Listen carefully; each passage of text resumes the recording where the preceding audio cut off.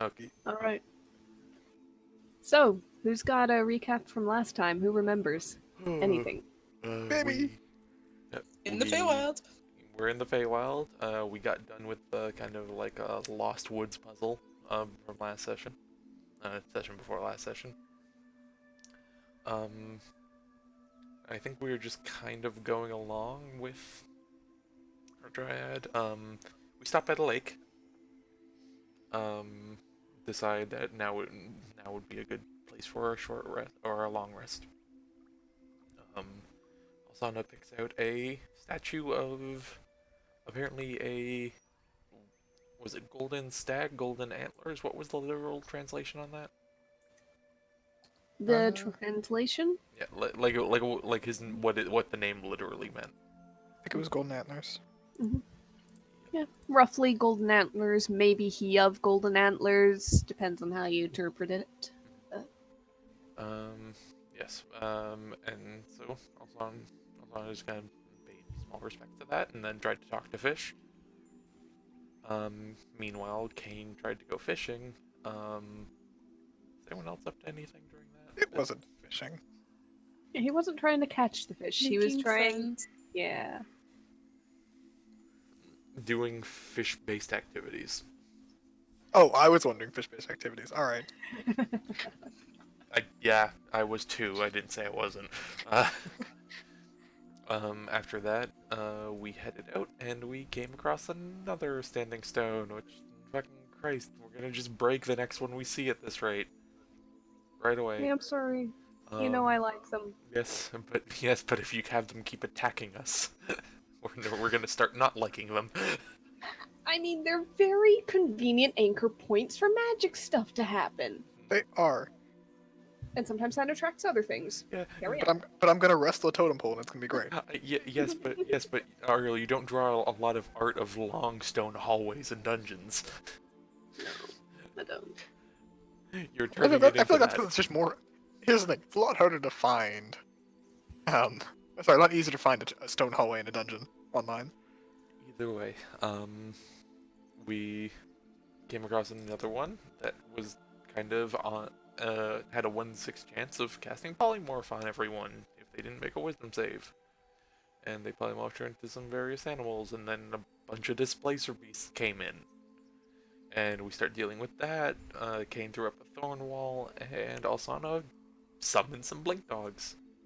Yeah, by the way, that thorn wall, very well played. That Mhm. cut down their ability to surround and just tear you guys apart drastically. Oh, trust me, I know. I saw how that was going for the fight. I'm like, oh, we're not rolling well today at all. Well, Yeah. shit. I am so glad you did it. Here is the panic button. Mm-hmm. So with thorn walls and dogs abound, we eventually dispatched them. And one of the blink dogs that was left was recognized as what's the name? Biscuit. Biscuit? Yeah, it was Biscuit. Yep, Biscuit. He's lovely. Biscuit. Biscuit! Oh! Biscuit. I love him. Yep. Any of the blink dogs that kind of got too hurt were just kind of teleported back to wherever they were randomly plucked from. And with that done, we kind of harvested a bit of displacer beast stuff. Continued on, met some centaurs, Mikatis and Arcalion. And they led us to, or they at least kind of like escorted us to where apparently the Dryad and her friends come from. Little Grove. And opening up, we saw a certain individual that we're gonna get to now. Also adorable. Oh boy, this is gonna be a fun intro to a session, isn't it? Oh, I need to get into mom mode. I'm in chaos mode. You can be in both. Given what you just went through, given the confusion of the entire situation, the fact that you've been told by an a couple sources now that you've been here before. You knew she was here, you visited, but you have no memory of any of this. And given just the travel through this weird world, yeah, you could be a little bit chaotic right now. No one would blame you. Fair. As you came up, Rose was apparently learning a little bit of magic, or practicing it. She's Oh, very kinda excited perks to up see like a you. cat. She ran over, took your hands, and pulled you further into this grove to show off what she'd learned. Um, this grove is basically a large clearing surrounded by trees. There is one particularly massive tree at the far end. There are some mostly woven, there are some animal furs occasionally involved, shelters beneath and between a few of those trees. Um, you see a couple more dryads, the two centaurs who escorted you in, are going over and making conversation with a few that seem to recognize them and know them particularly. You hear a faint bit of music from somewhere in the grove. Somebody is playing on some sort of wind instrument. And Rose is there, looking none the worse for the wear. Not really much older than when you'd last seen her. She's dressed differently. Clothes that seem to be cobbled together almost from various furs, leathers, a bit of cloth. She's got a flower tucked in her hair and a string of what seems to be either stone shell or bone beads kind of wound around her wrist as a bit of jewelry. But she seems well. She seems healthy and happy. She's taking your hands and is just kind of just talking and telling you how I've been learning this. I've gotten really good at it. Look, I can make seed sprouts and sometimes I can even tell the weather ahead of time, and Oh it's all dear. very familiar. Oh dear, I'm so proud of you. And Calder's just like running her hands through Rose's hair, just giving her like a little ruffle. Yep, she leans into it, Can I, looks around. can I insight Calder? You can insight Calda. What are you trying to insight? Just see how she's holding up. Okay. Ty, if you want to either dictate what that means, or if you'd like to roll something, if you're trying to hide or keep anything internal, feel free. Nah, not hiding, but there are tears in her eyes. She is smiling wide. You know, she's the happiest she's been since you've known her. Okay. Yep. As little Rose notices the blink dog at you guys' side, she sort of drops Calda's hands to open up her arms. Biscuit comes bounding up, almost knocks her over. It is a medium-sized creature with a small halfling who's not even at her full growth for a halfling. It's almost like seeing a bear-sized dog almost bowl over a child, just with kisses all over the face, and you hear Rose start to almost shriek with laughter, trying to push his big face away from hers. Oh, Biscuit's been good? Oh. Yeah, I don't... She wipes her face off. No, down, boy. I don't know where he went. He just kind of disappeared. Just poof. But he does that sometimes. How'd he find you? I think we may have asked for some help, and Calder will like just bounce her head towards Alsana. She looks over. I Rose might looks have, over and... I might have called your dog there over for some help with some big weird cats. Well, I'm glad he could help, miss. Hey, Mom, are these the people you said were helping you? Find a way to bring me back home? Alsana glances towards Calda. Calder didn't say that last. Oh, what? Yeah, no, she's just giving a glance towards her, like trying to see if there's anything there. She Calder's gonna like go blank for a second. Just go, yeah, these are my friends. Yeah, have I told you their names? Yes. No, you just said that there were some people helping. Oh well. Well, dear, my name's Alsana, and I must say your magic is quite impressive if you're just learning.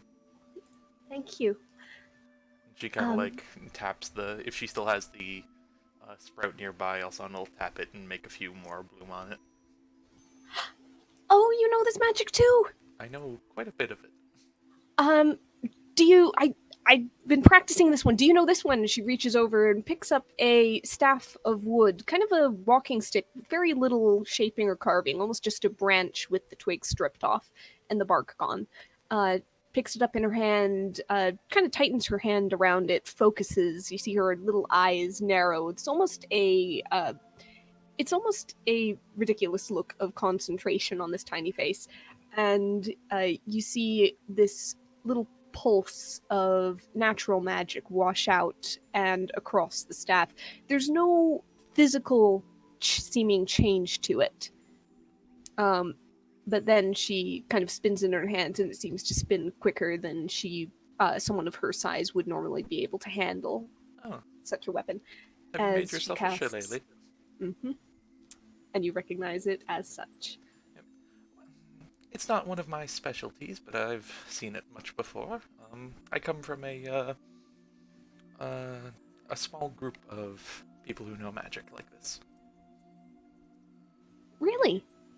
Do you think when we get back, Mom, do you think maybe if one of them could teach me? Oh, I I'd be more than suppose willing, it's- dear. But I mean, not all the time. I want to go home. I mean, really, right, and right. see Dad and just see everybody. But you know, Calder? Everyone misses you. I was born in Serena too. But it's further away from home, but Papa and I can probably make the travel, yeah? And Oh. of course there Well, is Alsana. maybe someday. Now, dear, your mother might be a bit hesitant to say it, but let's say Alsana? Yeah, Kane is like slowly raising like a frying pan above the back of Alsana's head. but do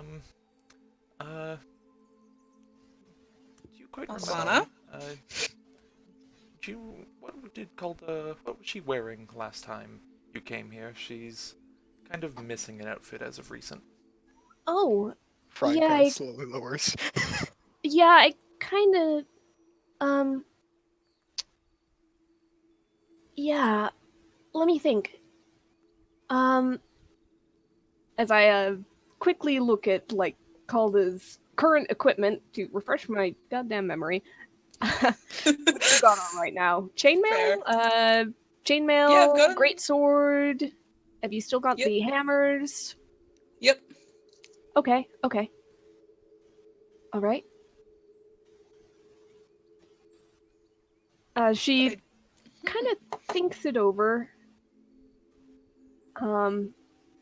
Well, she's not wearing her hair up anymore.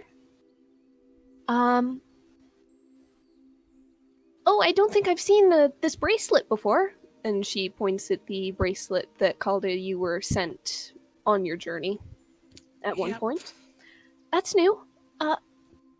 Is that from Dad? Yeah, Dad and Tierna put some work into it, see? And Calder will Really? like sort of turn it to show where like the mom is on it. Yeah, Oh, Tierna's she's getting- learning things too. She's oh yes. I think you're wearing different armor. Am I? Yeah. Last time you had more the stuff that like the pictures of knights would wear. Sana's again giving a glance towards Calda. Calder's giving a glance towards Alsana. Kane is just gonna kind of give a big smile, be like, You still have the sword. But oh, I don't think you had this gem on it before. That's really pretty. Does it do something? It makes it a little more And Caldwell like sort of just swing it in her hands at a safe distance. Fun to use. A bit like Kane, what what you're kinda- done with that stick there, dear. Oh, it makes it kind of lighter and easier to swing. In a sense, and mine does a little bit more oomph right now. Okay. Okay, so it's like a spell on there. Yeah. All right. Yeah. Let's see. I mean, your backpack looks different.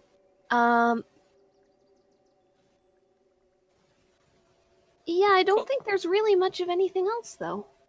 Okay. Caldwell's gonna reach out and hug Rose. What did And give happen to all- your armor anyway? And give Olsana the most confused look. Kane is doing this. He's like making the face like, what the fuck? I don't know what the fuck's going on. And Alsana motions to go to the kind of like off to the side a bit and waits for her to let go of the hug. Rose is hugging back. Oh, Caldwell like just Oh, let go who's and hold her by her shoulders. who are the other two? The taller one's Kane, and the bit of a dad-looking one, but much taller, is Alaris. They help a lot too. Hi. All right, Hello. all right, dear. You practice your magic. Okay, I need to go have this quick conversation. All right, dearie.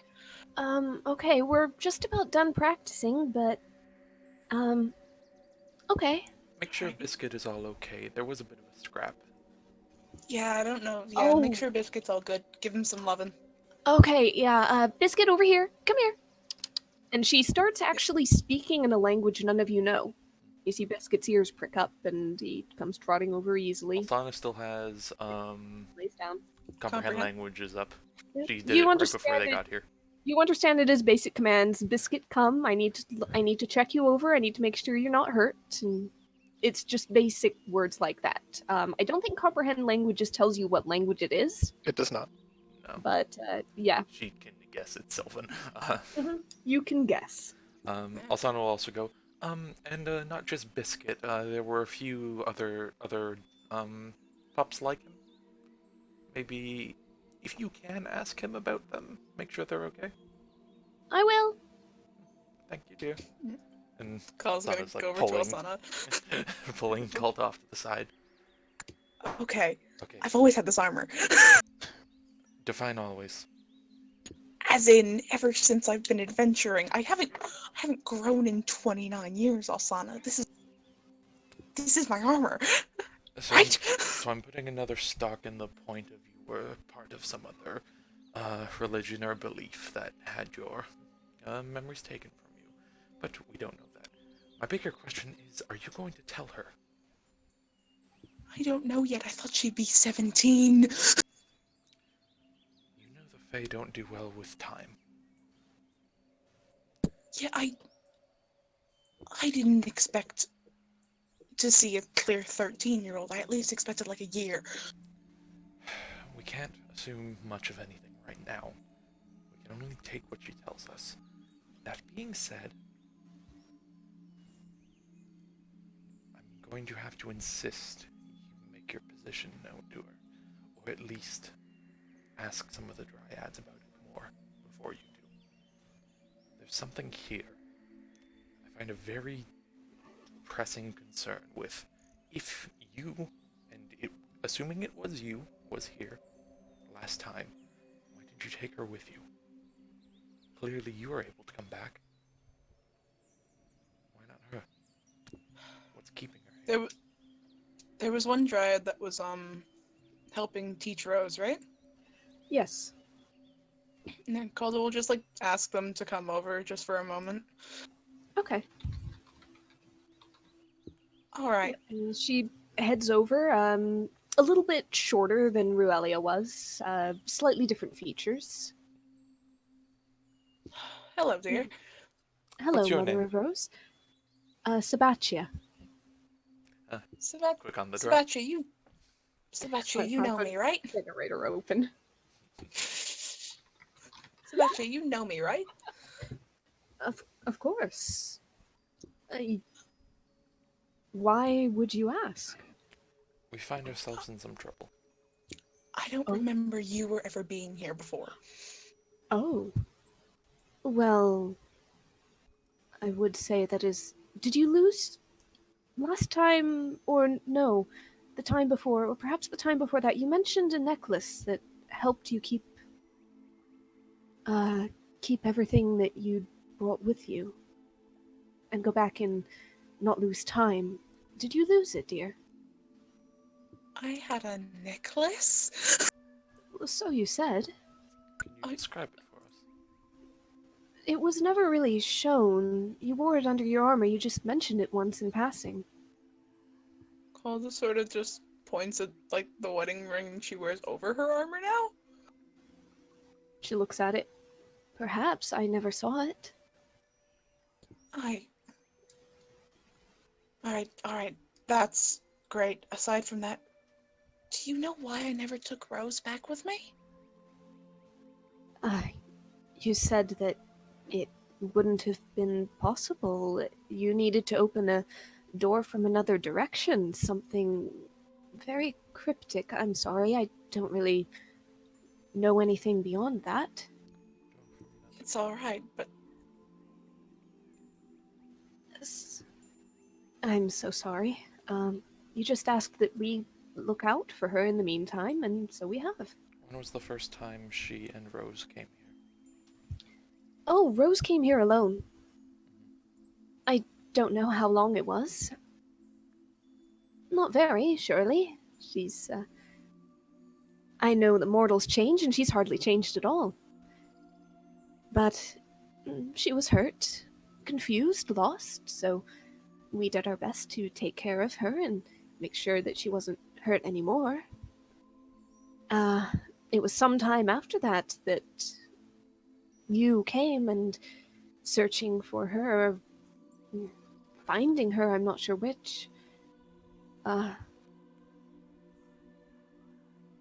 she You ever said say... that Oh, good. you said at first that you had to find the right spell.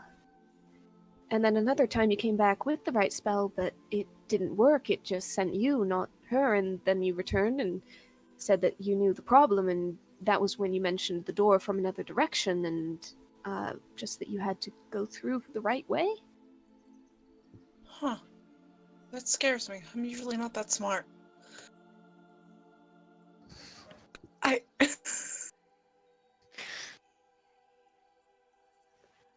I like to I imagine could Kane not- is just off to the side, like trying to pretend he can't hear this. I'm afraid I couldn't speak to your intelligence. I never really investigated it. Hello. Sorry about that. I had to go for a second. Yep, Kane is off to the side, pretending he can't hear all of this. Can Alsana do an Arcana check to figure... There's clearly some sort of magic or spell being insinuated here, right? I mean, there's the obvious of plane shift, Yeah.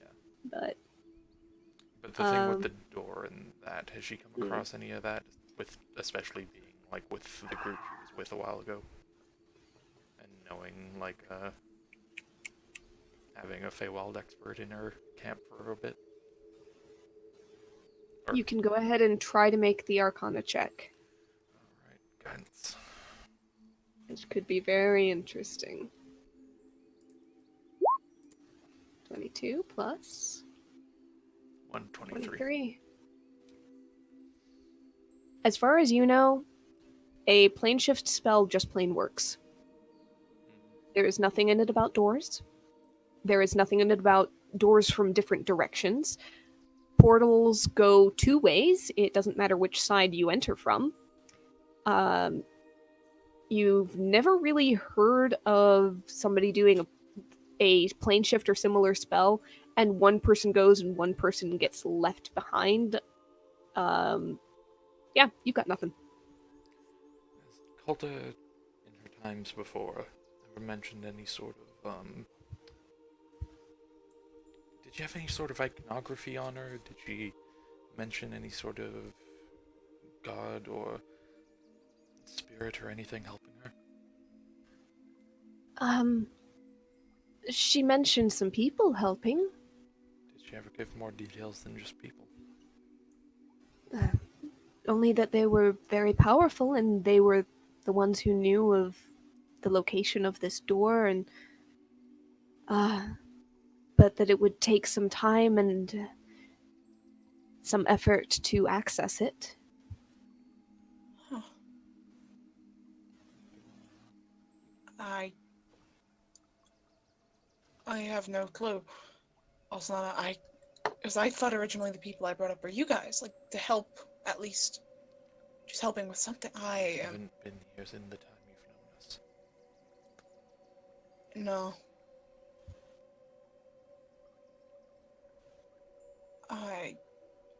Should I pray to something? Do you think they'll answer if I'm here?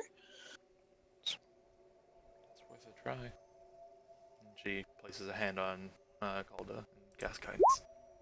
Yeah. Alright. I would say for this, make a raw charisma check. Add the guidance. Okay. Yeah, Cal's just gonna like sit, 21 plus just start talking. 24 total. 24. Whew.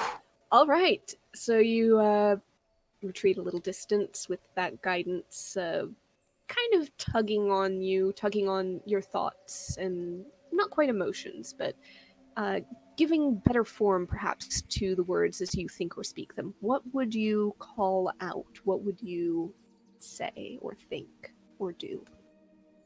To whoever's probably listening right now, who's a little bit of a higher power, I suppose you know who I am, but I don't know who you are, and apparently you've been helping or trying to meddle in whatever affair this is, whatever's going on, but I'd be pleased if you could speak to me right now, if it's not a bother. I really need some questions answered, and I think you are the only ones that can. All right. You sit after speaking this with your eyes shut. Nothing seems to respond, at least. Nothing obvious. But after a moment, you get this tug of a thought, a impulse almost to open your eyes and look around, and across the clearing, just past the first layer of trees, you catch just a glimpse of white and gold and movement. And stepping into a breach of trees very briefly, you see the enormous form of a large white elk with glinting golden antlers spreading like branches above its head. It turns, looks directly at you with dark, deep eyes, and then turns away and heads a little further into the forest, not quickly. Just a slow walk. Stops again just at the edge of your vision, just as it would move out of sight into the greenery, looks back again, and walks further, and you just lose sight of it then. Alsana, how do I need to focus to use your broom? And she just floats over with it beside her and just get on. Yep. Calder's gonna like point in the direction it was. Send Mori out flying too, just for some sort of seeing something. All right. With Mori flapping up ahead and the broom gliding along behind, you duck and weave and dodge some branches. It's not difficult. The elk hasn't gone far. In fact, you see it just ahead as you pass through the clearing into the place where it was. It is just moving out of sight again. You follow it, and you see, again, it's just far enough ahead of you to move out of sight. You follow once more. And you come across another, not a clearing, but almost a small break in the brush between a couple of trees tall that almost arch towards each other in a kind of natural peak, a natural gable of sorts. And just beneath those trees, as Alsana brings the broom to a halt, and Mori circles around, hooting, and returns to Calda's shoulder, you see not that giant elk, but a tall humanoid figure draped in white robes, still with the golden antlers on top of his head. Alsana, this is a face that you had memorized. Yep. What's the name? And interestingly enough, uh, kind of on his long, pale hair, he's wearing a mimicry almost of the crown of greenery and flowers that Ruelia and yourself had fashioned for the statue. And from his shoulders, you see falling a long cloak of woven vines and leaves. He folds his hands, kind of cocks his head in an eyebrow.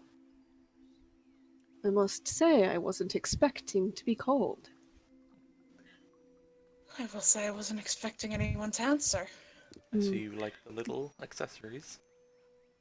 Yes, it was a surprise being forgotten for so long and having my likeness left to gather age, as it were, and having that bit of attention.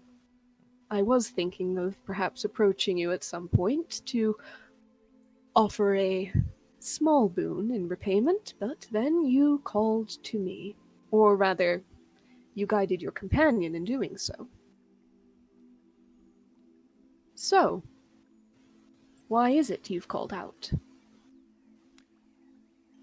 I guess you're a spirit, or a powerful entity of this place. He gives you a coy smile, perhaps. You're at You least can guess many things. you're at least one who knows of this place much better than us. Well, seeing as I have existed here for thousands of years, and you for, a day, very likely. Are you messing with my memories? I have only just met you. Okay. Good to know. Okay. I'm not sure how much you know, so I'll start from the start. We came in here to return a dryad who had lost her way. But upon that, Calder here found some personal business. The child. Yeah, my daughter. Of course, you have a very strong likeness. And you say we've been here for but a day, but we've heard that Calder has been here for longer. Well, I cannot say that I would know. I've only observed you for this brief time. Your work with my statue caught some attention. From you or something else? From me, of course. Zog gives like a little proud smile. Is there anything other than you that may be wanting to, I don't know, tease or help someone in such a way that it's like sort of many. like how we were following you? Someone's screwing with my memories, and apparently I've been here so many times before, but I can't remember. And Could I be called the- out to something. Remember, dear, it could be just the very nature of this place. It said there was a necklace you had that you had lost, and apparently it protected you over something. It might not be a sentient entity, though. It's not unlikely either, given this place. And she kind of like looks back to the figure for confirmation on that. Quite true. There are many who would achieve great enjoyment from confusing, befuddling groups of mortals foolish enough to wander aimlessly into this place. Or walk with purpose, even.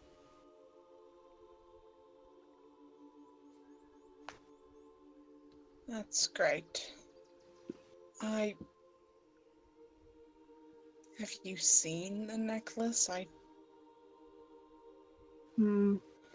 have seen any number of necklaces in all my years, but one of which you speak, I have no knowledge. I could make you one, perhaps. That's all right. You don't What of need to. what of talks of doorways to and from this place? Many exist. Would There any- is one not far from the direction from which you came. I believe that is the one from whence we came. Well, there are others. Some come, some go. Some are only open certain times of the year on the other side. Is there one in particular you ask of? Do you know of any that is nearby? Calder, what's your hometown again? Umbarian. I do not know of this Umbarian. Unfortunate. Okay.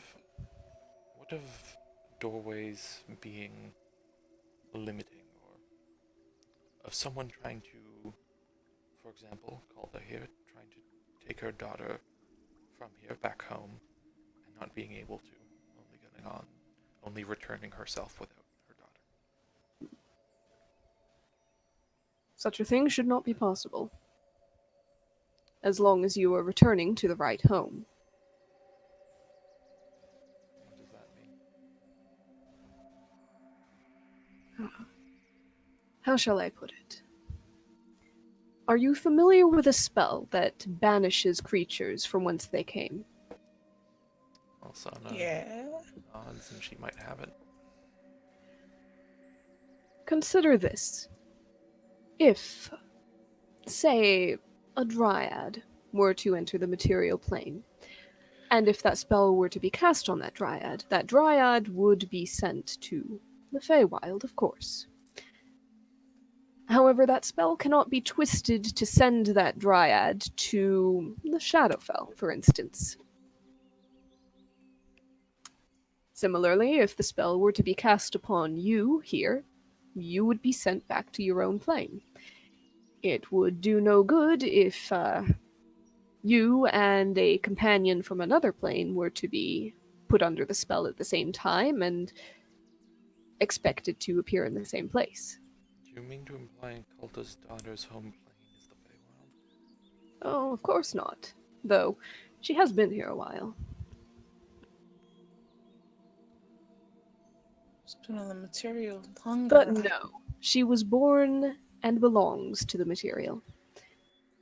It's just food for thought. Could it be the fact that maybe I got banished every single time I went here?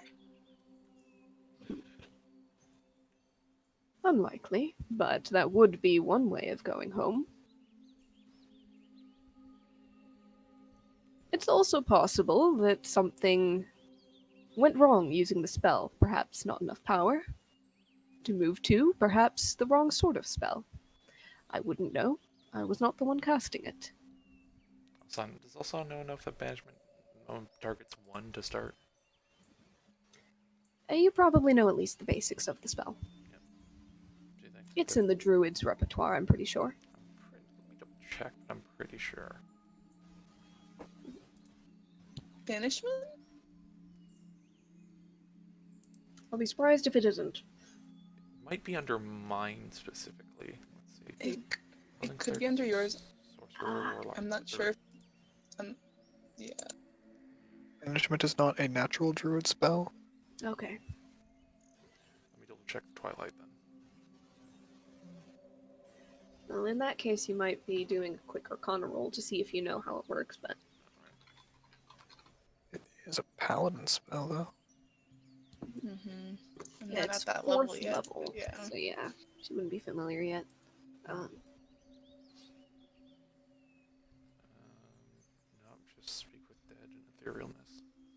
Okay, so you might not know naturally what banishment actually does in detail. You can make an Arcana roll if you want to try to puzzle it out. I will do so. 27? Yeah. Yeah, you've read enough. You've read accounts of banishment. You've read about limitations of it. You know that it's one creature at the basic level that it's cast at, and with more power pumped into it, you can get more creatures added into the single casting. You know that if the creature is on their home plane when banishment is cast, they go to a demi-plane for the duration and then zip back. You know that if they're not on their home plane, then they're banished to their home plane, and as long as the spell lasts for the full duration, they stay there. If not, they come back to where they zipped out. Yep. You know the details. So it's possible you came here trying to banish your daughter to whence she came, and yourself, and found it without enough power. I can't even banish as I am now. This is running further from my theory. The theory of you gaining power of some manner from some other being.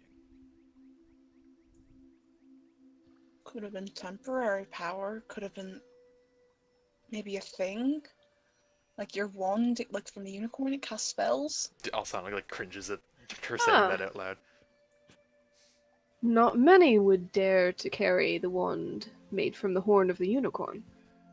Mine is gifted from the unicorn. A rare treasure indeed. One corrupted from the Shadowfell. Ah. Rarer and rarer still.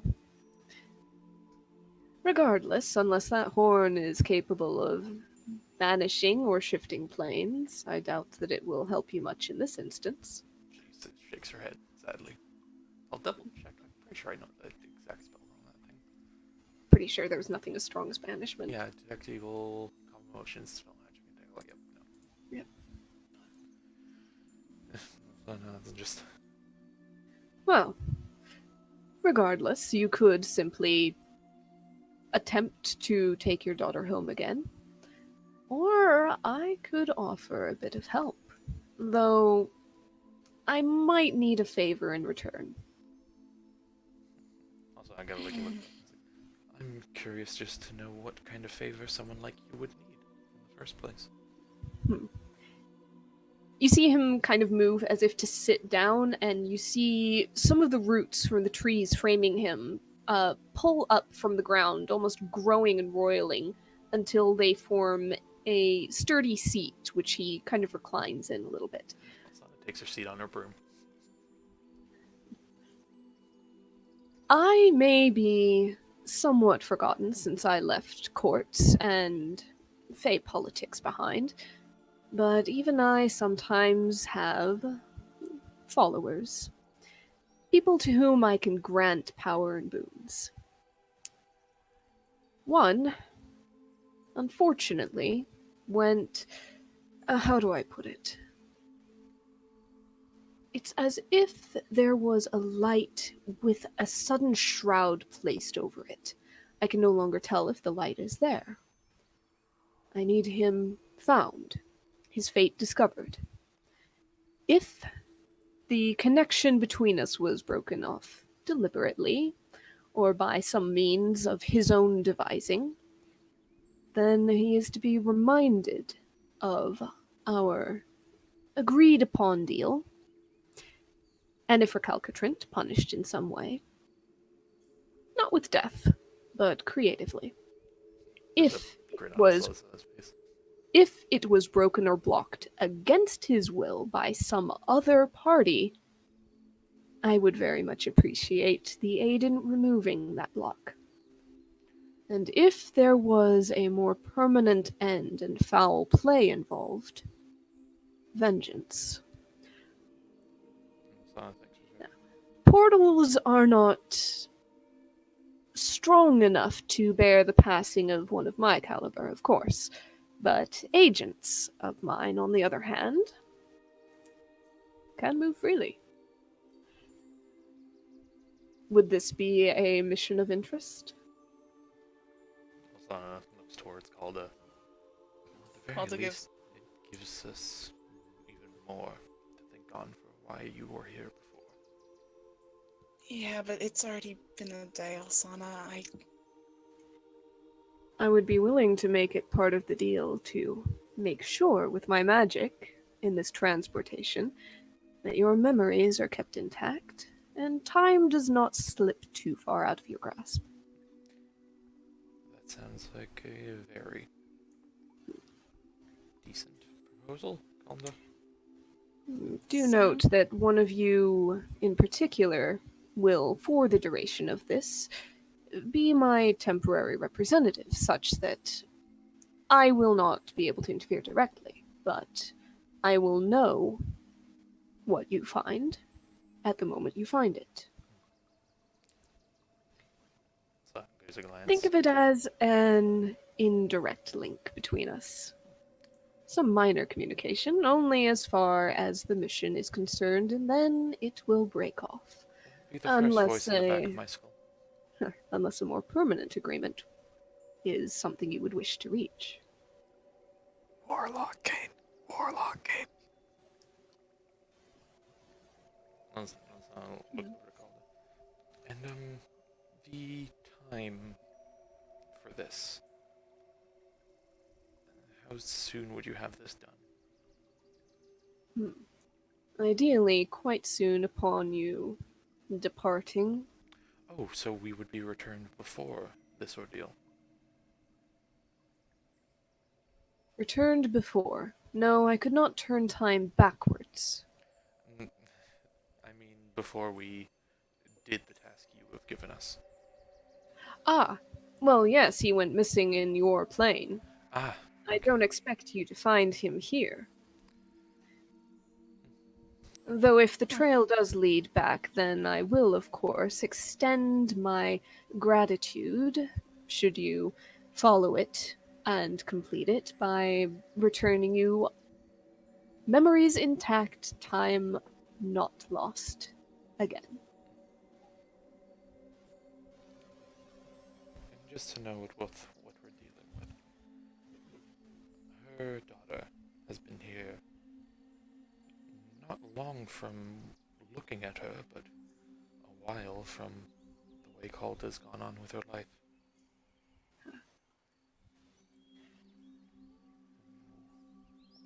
I can Yes. do nothing to correct that. I don't mean to correct it, I just mean there would be risks if we took this on our own rather than with your assistance, yes? Some. You could forget everything. Time should not slip too far. You haven't been here as long as that child has. But whether you would retain the knowledge of her existence as anything more than a dream, without my help, I could not say. Would she come back at a different time than we do? Oh no. Same time, same place, same memories. We can't afford all of us not knowing and just having her simply appear. And I would have Yeah. serious objections with forgetting anything, I know. If anything, I'll take this task on my own. I'll help you with it, Alsana. That's Hmm. it's for bringing Rose home. It's the least I could do. And you speak for your other two companions. We'll double check with them, but As a warning, as my representative, I will not take on the one who is marked by association with the Shadow mission of Death. already taken. Got it. Yes. Is that his official name? No, simply an impression I get from him. Much experience before with it? Or Well, as a being of light and life, you can imagine I might not have much appreciation for things so antithetical. oh, well, I'm a bit of a walking contradiction on that front, so God, I can smell the edge from here. You but at you're not- least you at least are unmarked by any other power. As of now. What of Calder? Can you tell? He peers closely. I do not see the claim of another on you. Though you seem to have claimed yourself towards some end. Ah. Of course. The most powerful magic.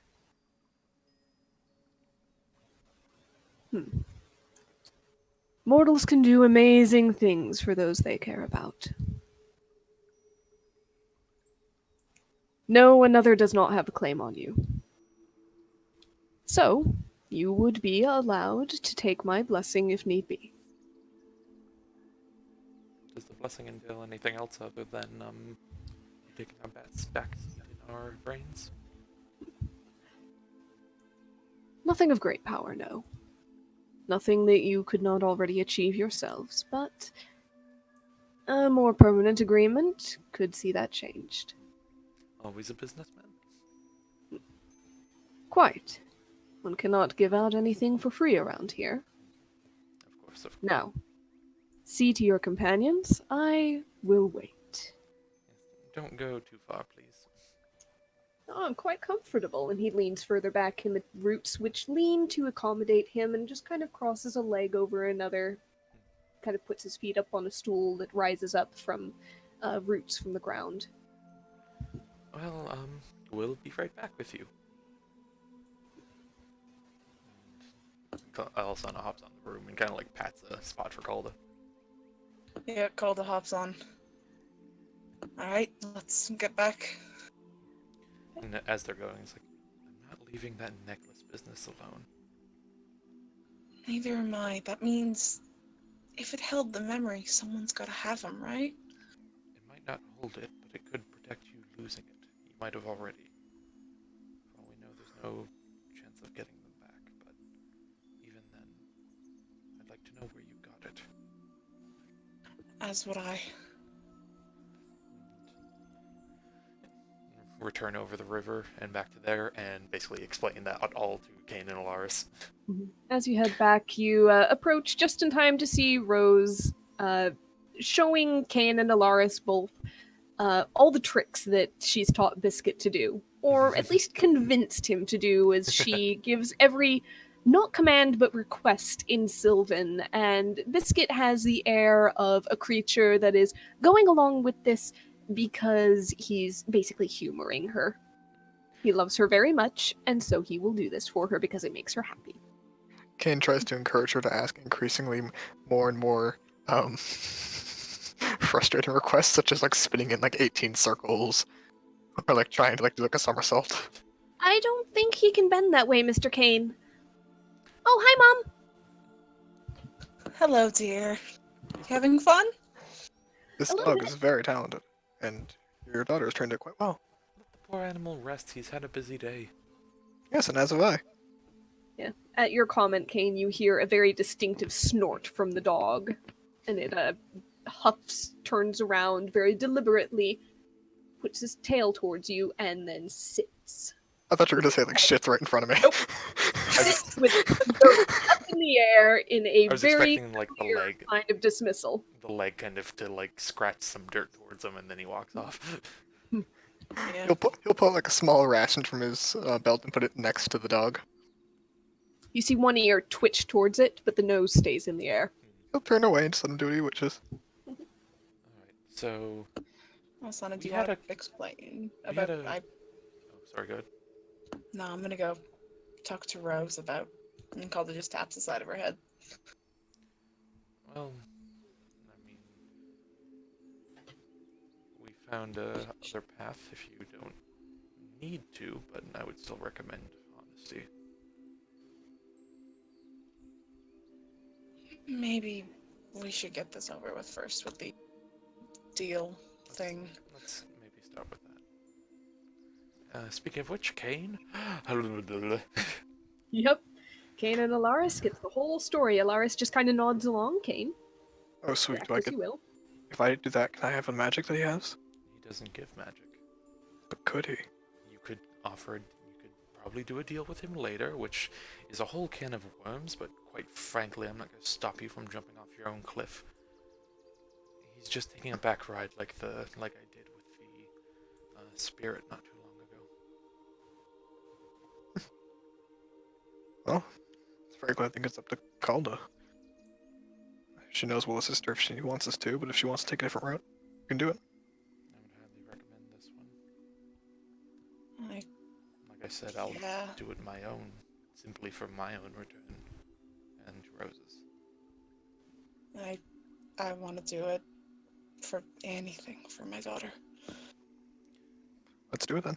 Could I offer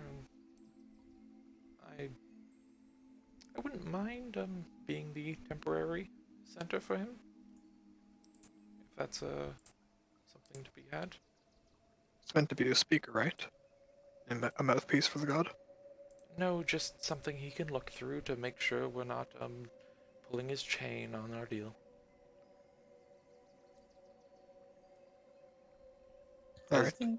Well, I suppose there might be a bit of instrument of his will, such that if the person is found to have willingly cut the connection, and he said a creative punishment should be doled out. Now, not to toot my own horn, but I find myself qualified for such a position. Fair, but should we tell him about, the sort of deal we have now with Threshold and all that? What does that have to do with? As in maybe if we have to go a certain way for the Threshold and our shrines, and he wants us to go in the other way. I'll repeat again, I'll do it myself if necessary. Also, I'm not required at the next shrine. Just some of us. does it not require all 4 of us to perform the ritual first? No, the ritual is only performed by those who are partaking in it. Just Okay. as you would know that. I'm- So you can kind of retract that statement if you want. Well, I was asking you. Yeah, no. Only those who are actually getting the benefit perform the ritual. The others can watch, but tend to stay back. Oh, okay. As well, I think I'm the only one with Fey blood who's a candidate, considering Alaris is off the table. Potentially. Although, Also, I just like him. He liked the mantle I gave him. You seem to be pleasing him already. It's not like raises an eyebrow at that. What? The crown looks nice on him. Phrasing, dear. What? I didn't seem the man, but he seemed well pleased. Anyways, if we've had our decision, let's return. Oh. And you can discuss Can we- any business you have with him after we've dealt with this. Yeah, yeah. I can Can put we in just a kind word of for you. glance at Calder for confirmation before he does anything? What's going on? Sorry, So he's just glancing to make sure that you're going along with this. yeah, Golda gave a thumbs up. Right, then he'll It's, nod and follow yeah. along. Alsana will go across the river with Calda and leave Kane to ford the river on his own. Is he required to come across? Is Calda staying behind to talk to Rose first, or are you talking to this entity before then? let's talk to the ND before, and the Rose thing can be one full conversation. All right. Okay. So I'll say the whole group heads over. Alaris is tagging along behind, just to kind of witness the conversation, even if he's not taking part, as being someone who doesn't have as much of a not a stake, but he's not a candidate for carrying the connection, if you will. Alsana returns like, "Hello, my sparkly horned lord. We come back with good news." I must say I haven't heard that one before. Tiernan. Tianan, yes. Would you prefer the And- proper term? Oh, The carving on my statue. More of a title, descriptive term. Tiernan is the name I more often go by. can Zach type out maybe? Yes, I can, because there is no way you'd ever guess this. Oh. God, it's one of those. Oh, fuck. Oh! Oh god! Okay, pronounce it again. Tiernan. I see it, but I don't like it. Yeah, I see it. I don't hear it. That's the problem. No, there's here in it. It's right there. Okay, fair point. And she just looking out, like, considers that name, and just like, oh, I'd have a friend who would just love you. We would like to take you up on your offer, and if You see a everyone's- wide smile spread across his face. Excellent! and if everyone's okay, I'd volunteer for the spot of host representative. Hmm.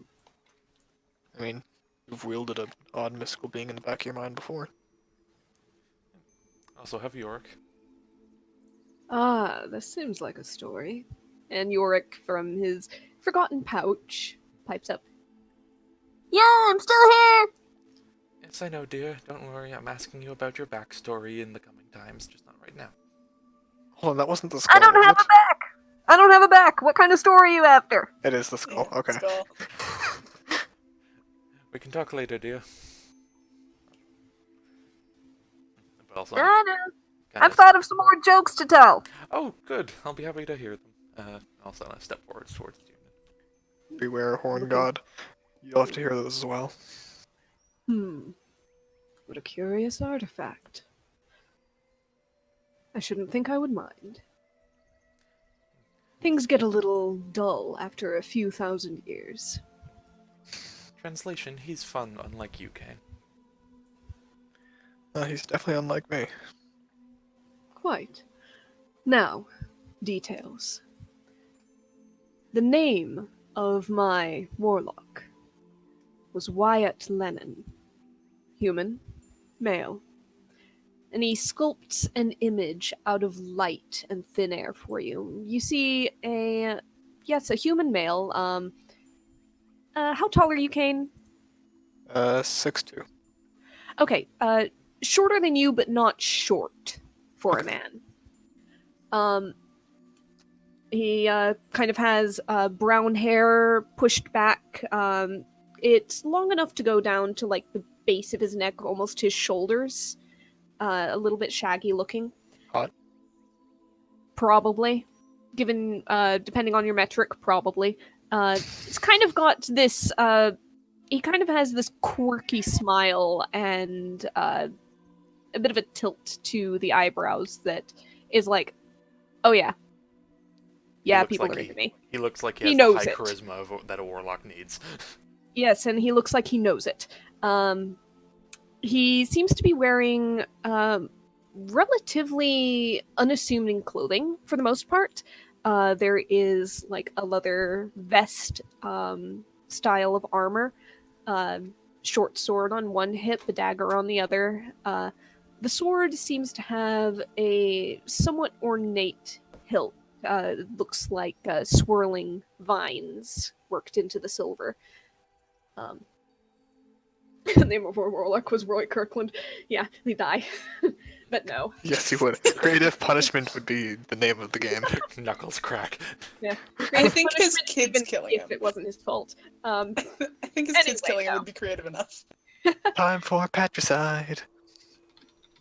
Wyatt 7. Lennon.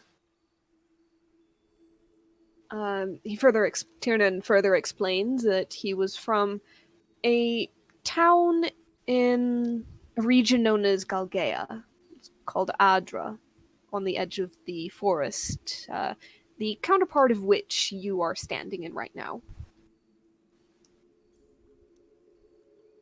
And last Tiernan knew of him, heard from him, he was courting a young woman, as I check my notes, named Seraphina from that village. But he vanished. The equivalent, roughly, of a couple days ago. A little hard to tell. It was pretty recent, but such a complete and sudden severance of connection that it caused somewhat immediate concern on Tiernan's part.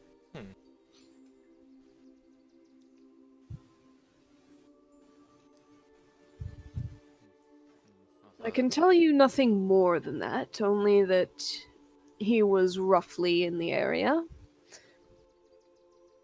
And it has not been long, even on your side. Any family or friends he's ever mentioned to you?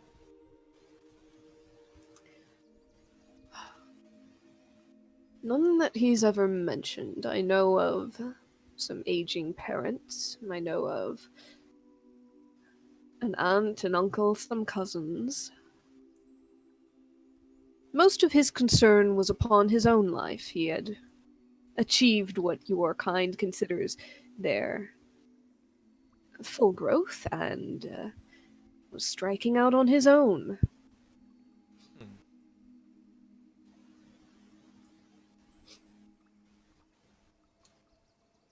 Right. Now, could I ask as well for a proper write-up of the terms of our contract here?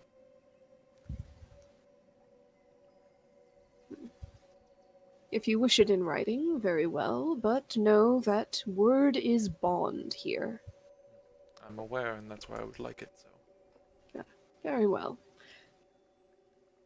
I'll just be one moment. He waves his hand, and you see some of the bark on one of the trees part slightly, and a thin sliver of the almost the lining of the bark curls out from underneath. The tree's bark, the wound almost seals itself up without a scratch a moment later. The sheet comes floating over, and you see him wave a hand, and suddenly there is a quill in it. He sets it to the paper and starts to write, and a very dark brown ink with kind of an earthy smell rising from it, even as you are standing a few feet away, begins to flow across the paper as words are formed. He finishes writing, passes it over, and you see pretty much the terms that were discussed. He would observe without interference for the until you completed the mission or abandoned it, in which case there would be just retribution. Um, there's the name of your target of sorts, Quarry. Wyatt. Your quarry, yes. There's the terms of if he is trapped in some way, if another party has broken off the connection, then you are to do your best to get rid of the other party and restore it. If he's broken off his connection, creative punishment, though not necessarily death. And if he himself is dead and there was foul play involved, then you are to avenge him completely. And Alzan looks and goes, "Oh, could you define avenge for me? Would it be similar measures as dealing with the individuals such that they had taken them captive?" It would be death repaid with death. Of simply the one whose blood, whose hands are bloody of his life? Use your best judgment. If circumstances change or seem particularly complicated, I may voice a suggestion, but I will allow your actions to entirely be your own, as long as the one most responsible receives just punishment. Very well. Could you put a asterisk on that then? And he does so. Also in the contract are the terms of his part of the agreement, that he would use his magic, his own power, to instantly transport each of your group and Rose back to this exact place in the Greenwater Wood, without allowing time to slip, without allowing any of your memories of this time and this place to fade or be broken. In addition, if you ended up tracking down and pursuing your quarry back into the Feywild in the course of the mission, he would again use this magic to return you to your own proper plane and time, without loss of memory again. If we were to chase him back in here and we needed a way, would the entrance we took when we first came here, I'm assuming you're aware of it, It is a permanent entrance. would that be one that once we step in you would be aware of where we are and could lead us accordingly? I will always be aware of where you are as long as you, or whichever representative, is carrying a small part of my essence. Alright, very well. Just thinking, going through. Real quick, just all of us and our equipment. And your equipment, and Oh, anything you would wish to take with you, and would be allowed to take with you. Are the pelts of displacer beasts considered kosher in that? I believe so.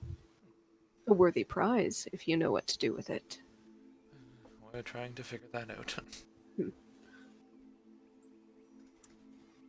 No, you will not end up leaving anything behind. Unless you wish to do so deliberately. Of course. And as well anything of that Rose deems under her possession. Of course. She is listed among those who are being sent along. The same rules would apply to her in terms of transport. Dreamlands. Can Osana just give this a real good read over and look into to make sure there's not any oddities or loopholes or potential pitfalls? Okay. We'll go ahead and make 2 checks. One for intelligence for the wording, just raw intelligence check, and one for insight for intention. Alright. You can apply guidance to one of those of your choice because Okay. you'll be able to cast it, but you're doing both checks on kind of the same read through. Okay. Same bonus to both. Yeah. I You guess- can choose which one you're going to put guidance on after you see one of the rolls, but if you opt not to put it on the first one, then Okay, that'll work. Yeah. Alright, just to we'll make that a little more flexible for you. We'll start with the. Wait, no, the intelligence would be lower. Okay, we'll start with the intelligence. Okay. Normal intelligence. 22. 22. Okay. Okay. Okay. Keep that Solid. one and go with the other one for the guidance. Okay. Insight 17 plus 1, 18. So 22 and 18. In terms of insight, you're pretty sure he's being forthright, but there is a little bit of an element of difficulty to Ooh. read to him. Yeah. It's, he's a powerful being, and he keeps his expression pretty steady, and an expression of, it's a smile, but it's slightly colored by just a general amusement at everything, it seems. But he doesn't seem malicious. The intelligence check, you pore over the wording, and the way it's been phrased, the way that the clauses are set out, seems pretty precise. Fair and reasonable.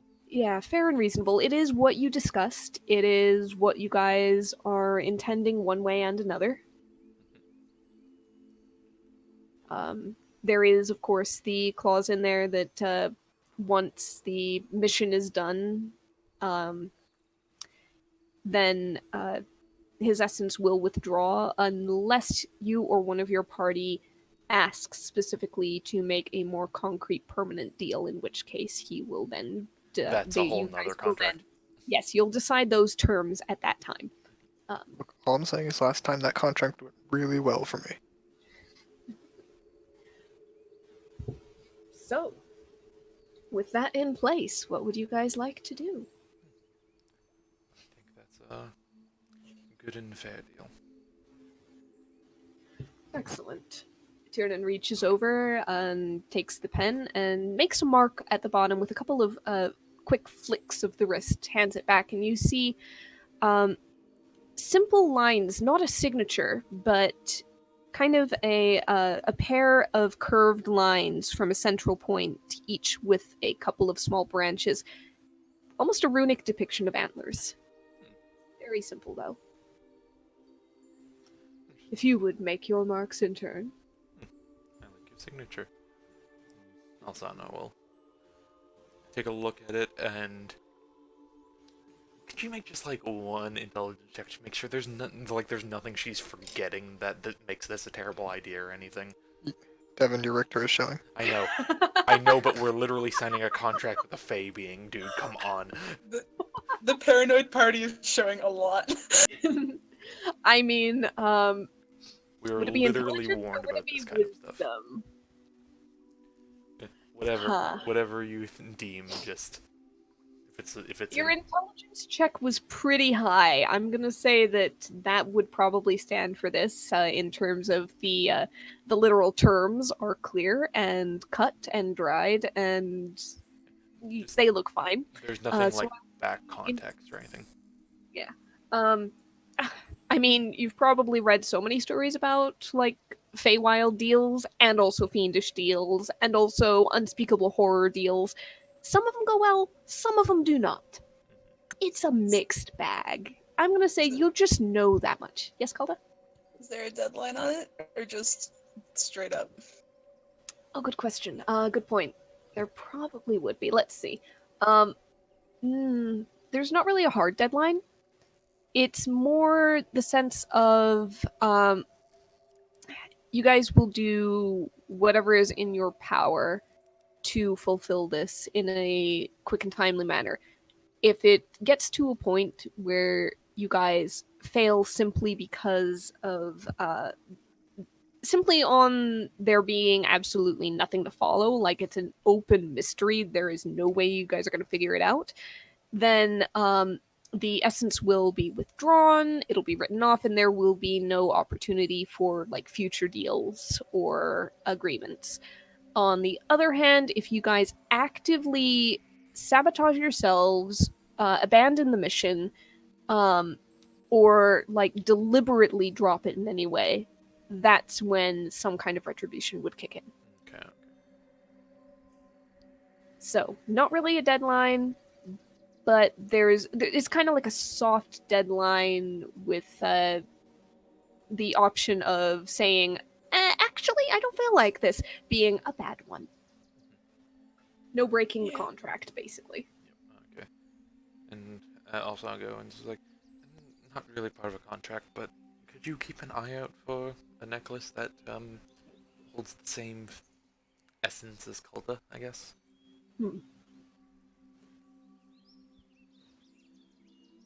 Well, I won't go out of my way, but if one such thing catches my attention and I'm still in contact with you, I will let you know. It's appreciated.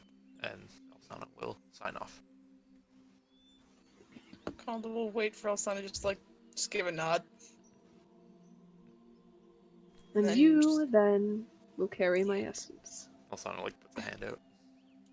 He puts a hand out to yours, takes it. It's not a handshake. It's almost more of a gentle scooping the hand underneath, holding it for a moment, and you feel something beneath your palm between the two hands. It almost feels like a small seed or acorn suddenly came into existence. You pull your hand back and look, but nothing is there except a faint little mote of scattering light. But then up your hand and arm, you feel a warmth almost trickling along like water or something growing across or under your skin. And then it settles and seeps in, and you don't even notice it anymore, except a kind of a persistent, not a hum, but almost a rising and falling rush or pulse. Just very quietly in the back of your mind. Oh, there's that feeling again. She like kind of like taps the side of her skull. Everything all set up good? I am aware. And that should do nicely. Now, when would you like to leave? once, I think. Everyone's all together. Once we gather Rose and she's said what she has. Of course. Come back here when you're ready. I prefer not to walk into the middle of gatherings. Of course. I value a little privacy after all. There could be some fanfare, you know. Perhaps another day. At For least now, I wait. maybe just to that damn it, I had it in my head and I lost it. Jared we came with. Rurelia? Relia. Yeah, it was like maybe just a quick hello to Relia. She did help with the crown and all. Afterwards. Of course, of course. And Alzana hops back on the broom. I'll be waiting. I'll be seeing you always. Alright. You head back over? Does everybody go with you? Assume so. Yeah, Cole's gonna like hop on and just give Alsana a big hug around the waist. Oh. Oh. And she just kind of like puts an arm kind of awkwardly behind her to return it.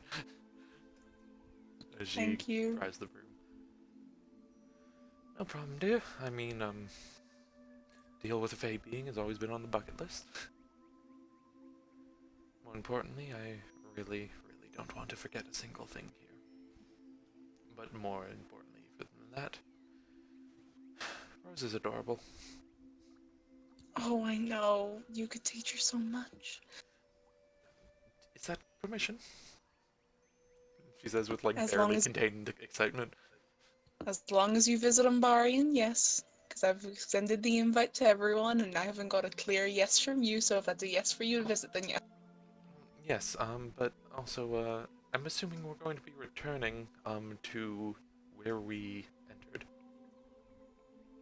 Yeah. Would you be okay Maybe I- if we maybe left her in the care of my group for a bit? That's what I've been considering, honestly. I can't be traveling with one of my kids. Even the one who's 19 now. I can track her back on the broom easily enough. If, No. I mean, once we've dealt with the next shrine. Yeah, when we have some free time, I'll probably ask to accompany you on that if we have I the would room. assume so. But that's for later. And I assume they land on the other side.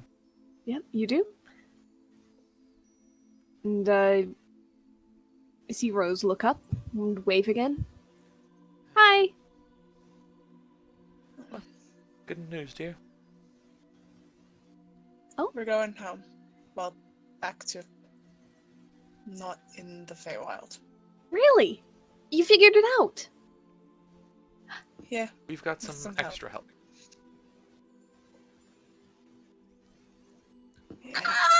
And she runs up and gives you a big hug. Oh, I've got to go say. I've got to go say goodbye to everybody, and I need to Okay. go get my stuff. And Darling. she looks over. Darling. He looks at you. Can Biscuit come, please? Please, Mom. Please, can we have? Mommy, can I Please, keep can we have it? Biscuit?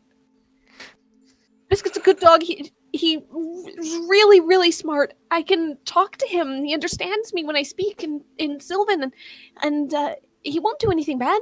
He won't get into trouble. I know he's a little bit big, but we can make room for him. He can sleep in my room. He can sleep on my bed. Rose. This is so Rose. weird hearing. This is so weird hearing the DM trying to convince the players to keep the pet. Alzana puts a hand up. Rose. We're gonna have to talk to your father about this, but there's a couple more things we have to go through before you get all your stuff, okay? Okay. Okay. Calder will like sit her down and sit beside her. Okay. So, She sits down. so right now, where we'll end up is a little bit far away from home, okay? All right. Yeah. You're gonna be staying with some of Alsana's friends. A camp full of druids. A camp full of druids. Oh, okay. Until you can go home. Yeah. And we also have to ask your father. But I Okay. think we can keep Biscuit. Oh, I'll take such good care of him. I'll feed him. I'll walk him. I'll play with him. On She gives another you a big note, hug. Thank you. We'll have to double check with. I'm looking at the text and I forgot how to pronounce it because Jesus Christ, Tiernan? Ariel. Tiernan. Tiernan? Yes. We'll have to double check with him. But at the very least, I'm sure I could find a way to get Biscuit back if we don't leave with him right away. You might be left of him maybe for a few weeks. But you have it on my promise that I'd find a way to get him back if we can't take him right away. Okay. Okay. I can tell him that. He'll Well- understand. We'll have to see first. For all we know, he could just come along easily enough. Yeah. Alrighty. All right. Was There there you go. anything else? Get your- Okay, I'm gonna be right back. It's not gonna take me very long. And she jumps up, gives you another hug and a kiss on the cheek, and then takes off, calling for Oh. Biscuit and ducking into one of those huts off on the side. Calder just like yells, I couldn't do it.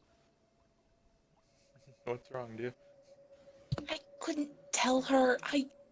How do you tell someone so happy that her mother didn't remember her every single time I've come here? It's troubling. I'll tell her at a point. This just isn't. Oh, I need to tell her everyone's gonna be 4 years older. Yeah, I feel like that's the bigger issue right now. Again, Yeah. we're not bringing her back right away. I'll tell her that once There's we time for have this. the shrine. We have time. Also, Oh, good. I have some very wise and very learned and older people in that camp. If my daughter comes out of this goth, you are grounded. Sorry. I mean, Please tell me that was in character. Oh yeah, it was. I mean, she could have some pastels in there, Pastels are fine. but If I she could comes also out- see some. I mean, a bit of eyeliner on her wouldn't hurt. Oh, eyeliner's fine. I've worn eyeliner before. A bit of eyeshadow. But fully, if I have a little Alsana in a couple weeks, you are grounded. No covering light in the tent. You're sleeping in normal moonlight. I'm not. Shit. The simple I'll fact figure is it I out. wouldn't be. I'll figure it out. I'll just don't let her too close to Talon more than anything. Talon could be a good friend. But Also, gives us Fair. the look. It's like, I'm sorry, you're worried about the goth, but not keeping her near Talon. I am worried about the goth. I don't know. Maybe your Fae friend, Nevi? I think she'll like Nevi. Yeah. I think Nevi will It'll be be good. very excited, and I think I'll have to let Nevi know about our experiences here. Indeed.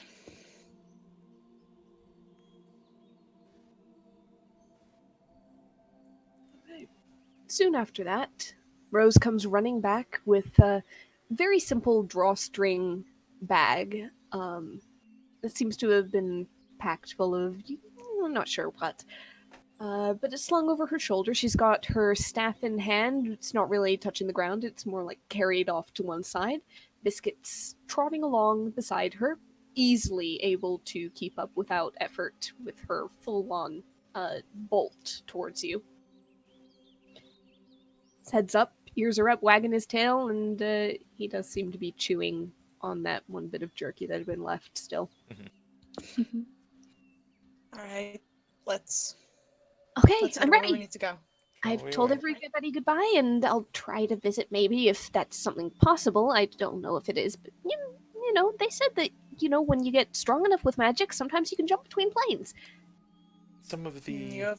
friends at the camp you'll be staying at for a bit might be able to I'm sure if you ask them very nicely, they'd be willing to figure something out. I'll When- ask so nicely. Also, we have Nevi, who visits the Feywild often. Really? Okay, that's great. Mom, your friends are great. I like them. Also, like, gives a smug look towards Calda. Calder's just smiling like, they're practically your other siblings at this point. Okay, so does that make you my auntie? Just looking up at Alsana. Also, not like grimaces, like, I don't, Too soon? maybe. Yeah, too soon. Older cousin, older sister. Sure. I think I Hey, can work hey. with older cousin. And you have an older sister now if it gets to that point as well. Have a what? You Oh, could her? have another older sister now. Yeah, and another older brother, and Lars can be an uncle. Okay, I could probably do that. Okay, yeah. You guys head back to where Tiernan is waiting. Yeah, Rose, hop on the broom. You have a flying broom. Yes, I do, dear. Can I do that with my staff? No, You can certainly try. it needs. Here. It's Hold on. unfortunately a very specific No, Asana. skill stick. Asana, hold on. Let's try it. Here, grab your staff. She does so. Cast your magic. Okay. She casts Shillelagh. Now close your eyes, and Kane will lift up the broom with her on it. Or the staff with her on it. She goes, whoa! And opens her eyes, steadies herself, looks down, kicks Big her legs, smile. then looks back and sees her hand on the broom. Oh, I should have known. Magic isn't always fancy words and casting a spell. Sometimes it's just asking the right questions. You know, you're really strong. How are you doing this with one hand? Lots of practice. Also, you're fairly light. I can- here. Oh, lots of practice. Here. And then he puts her down. I think your mom can do it too.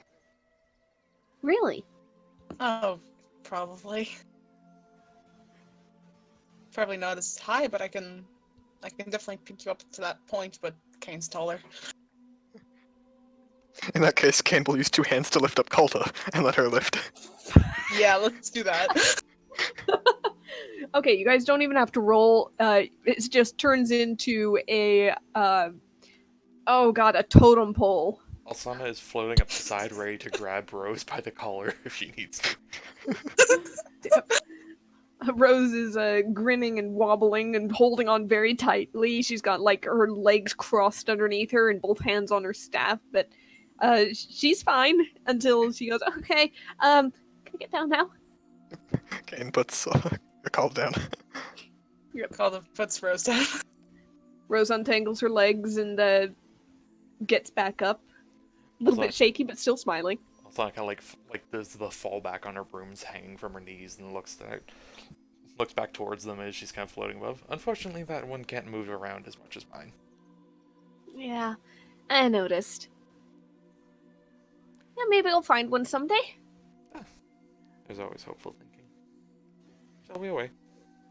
Alsana makes her way. Yep. I'm ready. And you guys head back to where Tiernan is waiting. Find him sitting there, smiling still. He stands up when he sees you. And the light glints off the antlers on top of his head, and for a moment, Rose just stops, awestruck. And then comes in, sticking close to Calda's side. Tiernan nods, notices Biscuit. Ah, another passenger. We had the question. We can bring him of our own none later time if necessary, but if it's no trouble. He looks at the blink dog. The blink dog looks back. Tiernan tilts his head, asks a question in Sylvan. And Biscuit very deliberately prowls up and plants himself directly behind Rose with the bottom of his chin resting on top of her head. Has it been an hour since we've got here? The back and forth and back and forth. It has been a while. You might still have just the barest end of comprehend languages up. All right. I'm just curious what the Yeah. talk is. That's all. It was a pretty simple question of, and do you intend to go along? And Biscuit's response speaks for itself. Okay. Tiernan switches back to common. Very well. I should think that I could I could stop him, but he wouldn't be very pleased. And such a loyal beast should be rewarded for his service. So, if you are ready, stand together in a circle. Hold tight to one another's hands. And we are going back to where we first came in, right? You are going back to this exact place, but analogous to this place on the material plane. You'll know where you are. I'm sure of it. After all, the Great Tree is a very distinctive landmark no matter which plane you are on, by all Really? accounts. Indeed. I'll be happy to be there. Well, Also, like, if you are all ready, stops. he the raises group. his hands. This site might actually be a shrine, guys. Oh, Well, one way to find out. With his hands up, Tiernan begins to speak. Not quite in Sylvan, but in almost a variant of it, lilting and rising and falling almost as a chant. You recognize it as a type of incantation at the very least. And as the world around you begins to just start to shimmer, and you feel the spell taking hold, you all hear, from the direction of the grove, a shout. And then a scream. And the word, no, no, no! And just as there's a snap and you disappear from the Feywild, some of you look over, maybe most of you, and you see charging through the trees, in heavy plate armor, a great sword over her back, a figure with a striking resemblance to Calda. Exactly like her in height, in features, with her hair tied up, and a look of desperate rage across her face. And then, abruptly, she is gone. Mildly concerning. But And so is the Feywild. And so is Tiernan. And you stand alone, the circle of you, with the blink dog in your midst, in a bit of forest with bright daylight sun shining down on you. No longer the permanent twilight of the other realm. You see trees around you, you hear the gurgle of water. And all is quiet save for the normal sounds of a forest. Well, that would explain that. that explains a lot. I don't think it does. I, I mean, Alsana, you hear a brief tickle of a thought in the back of your mind. Ah, I found the necklace.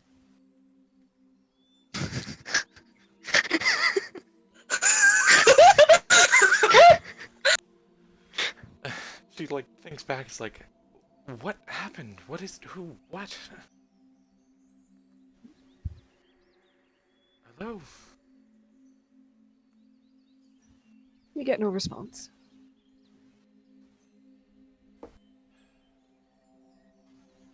Sonic What would you like to do? looks around. Something's odd here, too. Very odd. Just looking to Calda. yeah. Something.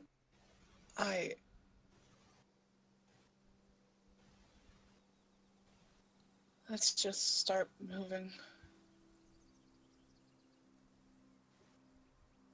I feel like we should potentially try to figure what happened there after we get somewhere safe. Osana Yeah. looks around, and hops up on the broom and flies up a bit. Yeah. Kind of You fly up. distracted, but still. You look around. Go ahead and make a quick intelligence check. Just curious about something. It's not an active thing, it's if something 12. hits your memory. This area is vaguely familiar. You've been around here before. Does Probably She, with your group. does she see a very large tree? If you head back in the direction of that, where that grove was, equal, analogous to, yes, you do. The grove isn't quite as large. It's a little more overgrown. There are no shelters there. No dryads, obviously. No flute or panpipe music. No centaurs. But there is the tree. Pretty much identical. Every knot, every burl. The size and girth of it, it's enormous. And I'd say looking at it, that's when the memory kicks in. Yep. This This is the is- one with the... Yeah, Meraharanar. Isn't it? That's what I thought. The largest, oldest tree in the Greenwater Wood. Considered in some way the spiritual heart of the forest. And, in addition, as you look at it, you feel that familiar thrum in your chest. I knew it. Anybody else who walks after and joins her there also feels that and recognizes the location for what it truly is. Okay. Oh, That's good. we have time. Also, I was kind of like side glancing to Calda. We do have time. Alda, Rose is clinging to your hand, but she looks very confused. Understandable. I want to be honest. I don't know either, my dear. How? If your mom, what was that? I don't know. Were you? Was that looked like the one that was visiting me?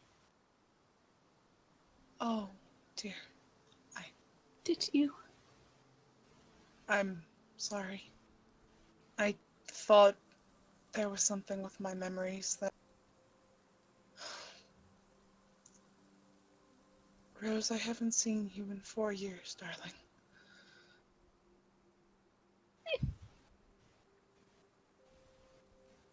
It's a little squeak, and she pulls back, but then stops herself. She doesn't actually pull away from you. She then moves closer, but there was that brief rocking backwards of shock. Calda's just gonna pull her into a hug. I'm sorry. She's pulled in, and she, after a moment, wraps her hands back around and then squeezes, and just you feel her little hands curling against your back. She's just gonna pick her up and just start walking still as she's talking. It didn't feel like 4 years. Are you sure? I know. I thought it was just... I don't know. I couldn't keep track. I thought it was just maybe a few months. That's good that it was only a few months for you, dear. It's very good. Time is odd on different areas of existence.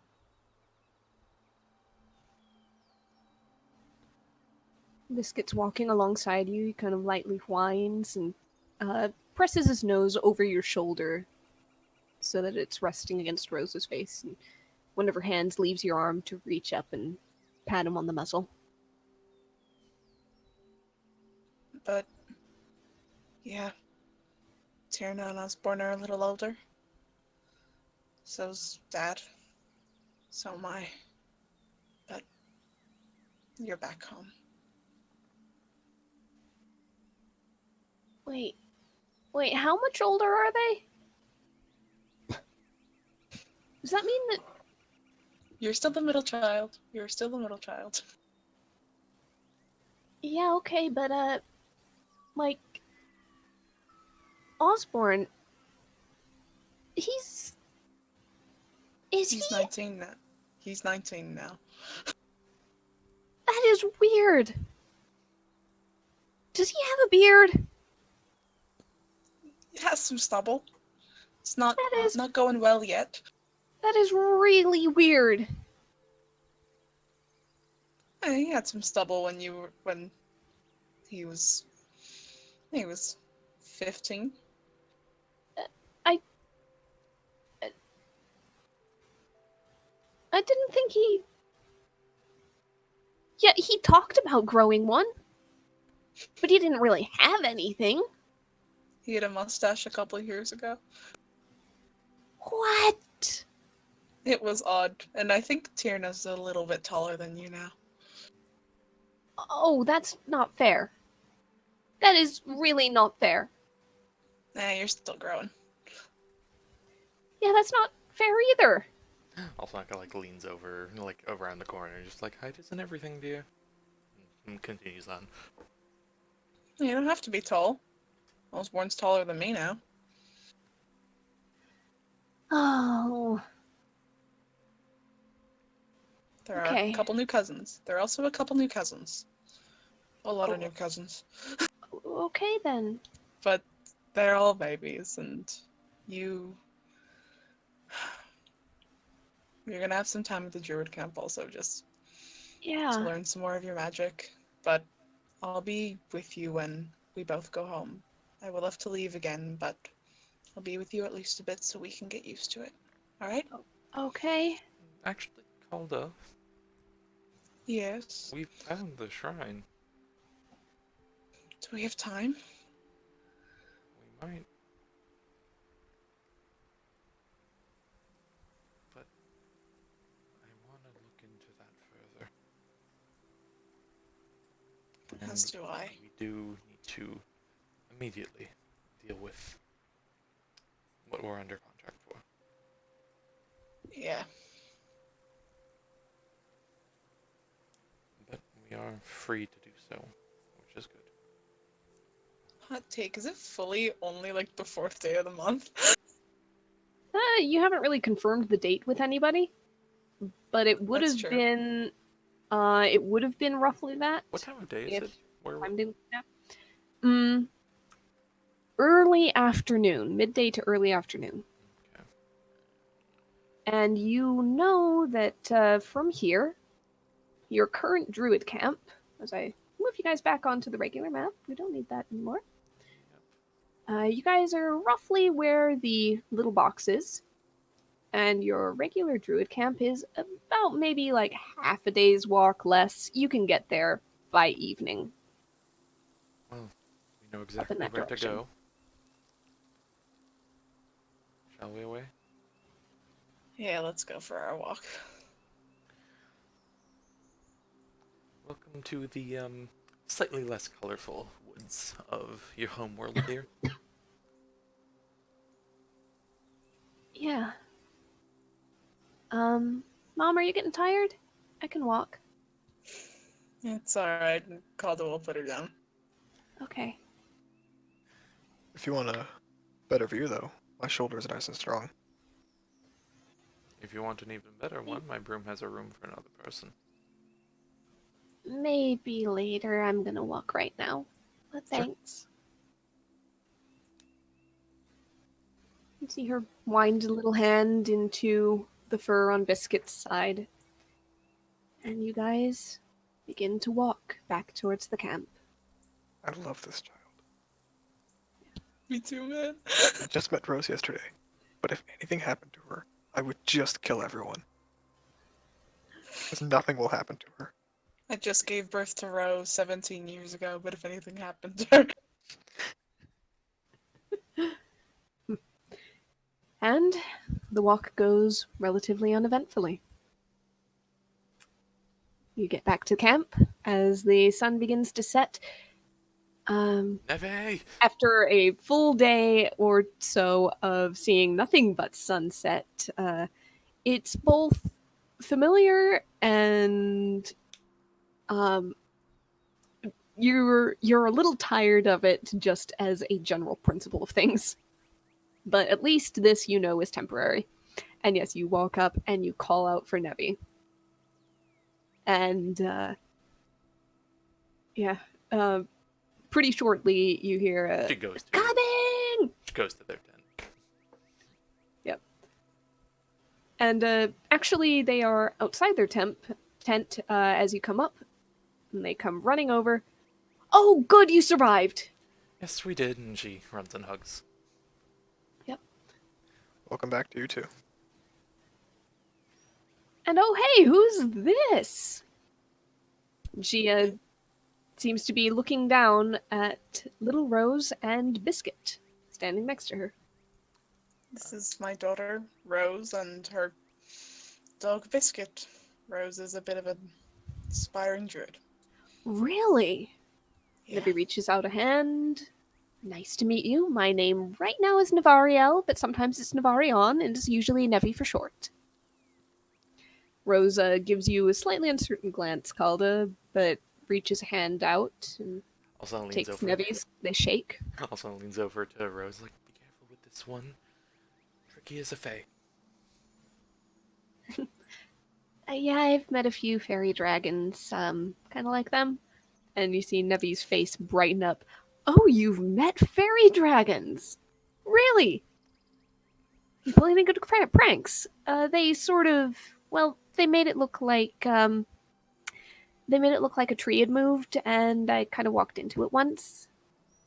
Yeah, I wasn't hurt, but you know, you fall over backwards and hear a lot of giggling, and yeah. The deer here has spent from her perspective, a number of months in Feywild. You see Navariel's face. Her expression changes to one of even greater interest. Oh, is that why you feel a little bit, not fey, but connected? Nevi, I was also wondering something. Oh, yes? A couple of us may be traveling to Ambarian to bring Rose back home, but I was wondering for the maybe a couple days she could stay here as we all rest up as well. Oh, we've taken in people who needed the shelter before. Some stay, some don't. It's not long.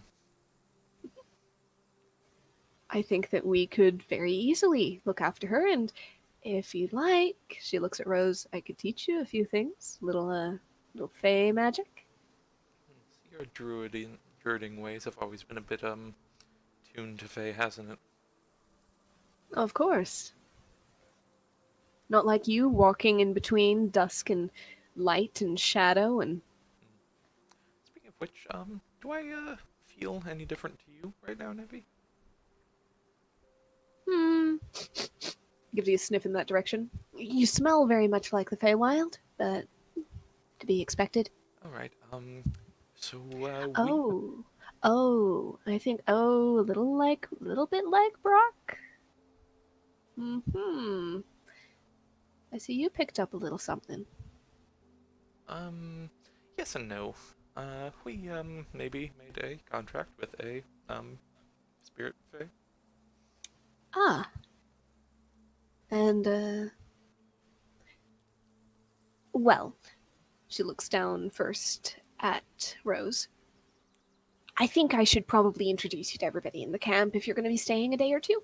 But when we're done with that, a little curious about this contract, Alsana. She nods.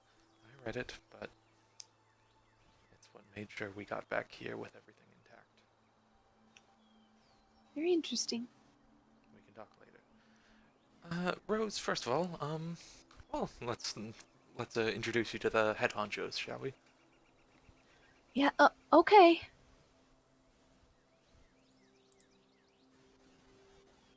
You go along towards Dara's tent, I'm guessing? Yes, as I was just double checking the name on that one. Yes. Okay. For Dara's tent. Yep. And while introductions are made with Rose, does anybody else want to do anything while in this camp? Or is Can't everybody say. going along with? Kyle's gonna be with Rose just the entire time, just probably overwhelmed. Kane's gonna grab figured. Alsana at some point. Okay. At some point, Alsana, Kane comes up and would like to grab you for a moment. She kind of like turns, like, yes. Are we in relatively private area? You can find one. Okay. What is it? Any theories on the second Golda? Not all Fae are as... I don't even want to say that much. Not all Fae are as cordial as we have found. I'm going to hopefully ask about what happened there to Tiernan when we get the chance. I have a feeling he could offer further insight on that. If I had to hazard a guess, it was some being knew of Calda, or at least knew enough of Rose to understand who Calda was. And they took up the image of her to gain Rose's trust. And In all fairness, is there any reason to believe that our Calda is any more real than that one?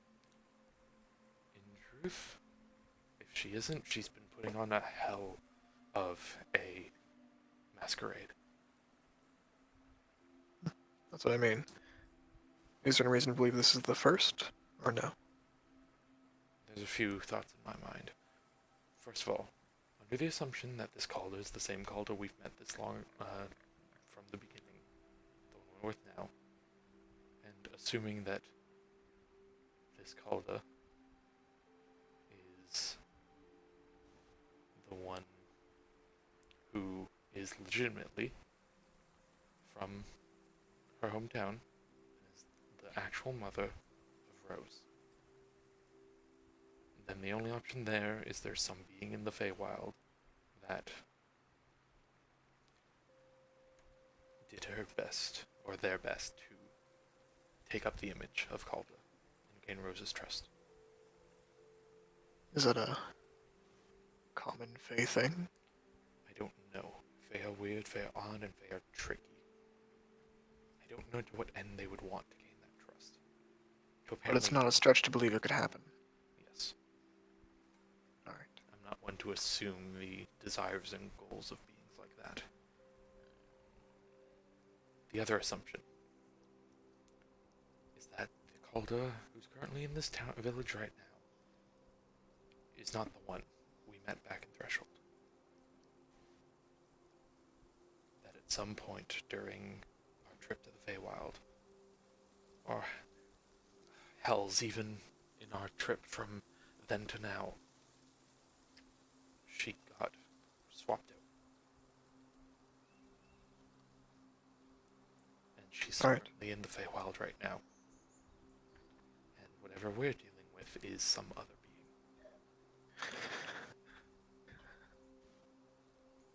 Well, at least it'll be easy to tell if it's the same one we started with. If we can perform the ritual, we know it's the original. At least that we know. We don't know how much information she might have on us. We don't know how much information she could have garnered from the original Calder. That's true. Well, either way, I'll leave you to your information gathering. But One, do keep me updated. I have one thing.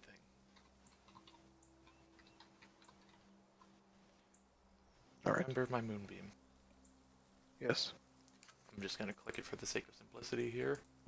It can reveal transmute creatures or shapeshifters, right? Yep. Shape changers make the saving throw at disadvantage. It instantly reverts to its original form and can't assume a different form until it leaves the spell's light if it fails. Mm-hmm. That is one way I could check that. I don't know. There could be powerful forces at play. I don't know the power behind whatever it could be. She kind of pauses for a sec. Alaris is with Calda and Rose, right? At least vaguely in the same area. Yeah, sure. We'll say that Alaris went along with them. Alright, that'll be enough. And I'm going to talk to Dara later about this. I'm sure she'll have some words with me with my deal with Fey beings, but now there's one other option. And that's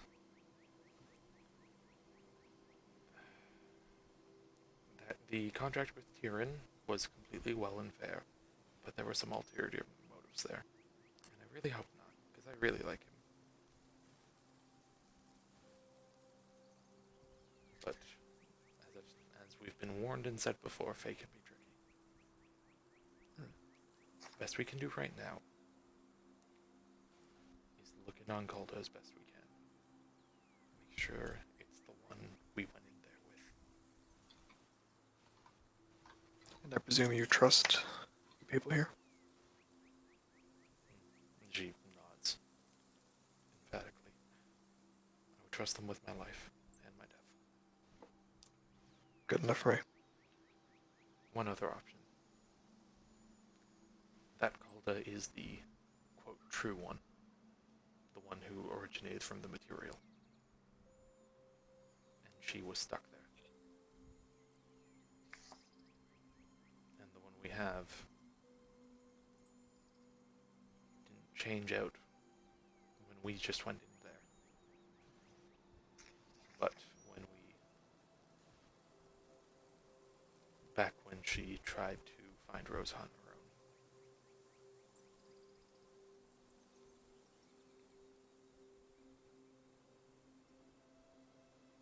Well, I suppose we'll find out along the way. Either way, I swear to God, if Ty's doing another doppelganger plot right now, Or another there's two, or another there's a split soul. either way, we need to be careful. Aren't I This is- always? I'll be honest, this is surprisingly well thought out for you. When coming to you rather than confronting her. Thinking of this whole idea problem in the first place. But that too. Not as foolish as you think, sister. She tilts her head to the side. I mean, we're still checking out that information, aren't we? I suppose so. I'll talk to Alaris as well at another point. And she paused for a Oh. sec. And while this is up, I can't help but let you know that the suspicion shouldn't remain just on Calda. Oh, I'm aware.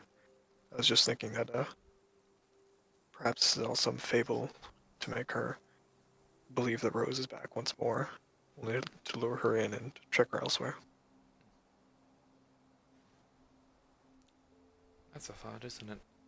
What if it really is Rose, and what if it really isn't? Horrifying one. But either way, plan to at least allow whatever this small one is to enjoy my company. Just on the off chance that it is Rose. She nods. I put Just for the fun of it, two of you go ahead and make an insight check. right. 25. 25. 11. 11. Alsana, you're pretty sure you've never met Rose, but seems like a genuine small child. Kane, Alaris has been awfully quiet lately. I was just thinking the same thing. I'm sorry I had to do it. No, that's fair. That's very fair. But carry on. You know, I'm just thinking. Alaris had a bit of a strange, stupid look on his face last time I saw him. Like there was nothing going on behind those eyes. No more or less than you. Like I said, I'll talk with him later. And don't extend that just to him, me included. Lasana, I hate to say it, but at this point, the only person I trust even vaguely is you. She kind of gives it an odd look. Alright. That's a weird feeling. Don't worry, it's only because I know that no one could and or would want to imitate you to the level that is currently occurring. Focus on Calder for now. Say again? Focus on Calder for now. Sure thing. I doubt, no, never mind. Just look for anything off about her. Any hesitations. We need to rest, and in the morning we'll head out to deal with the issue that we've been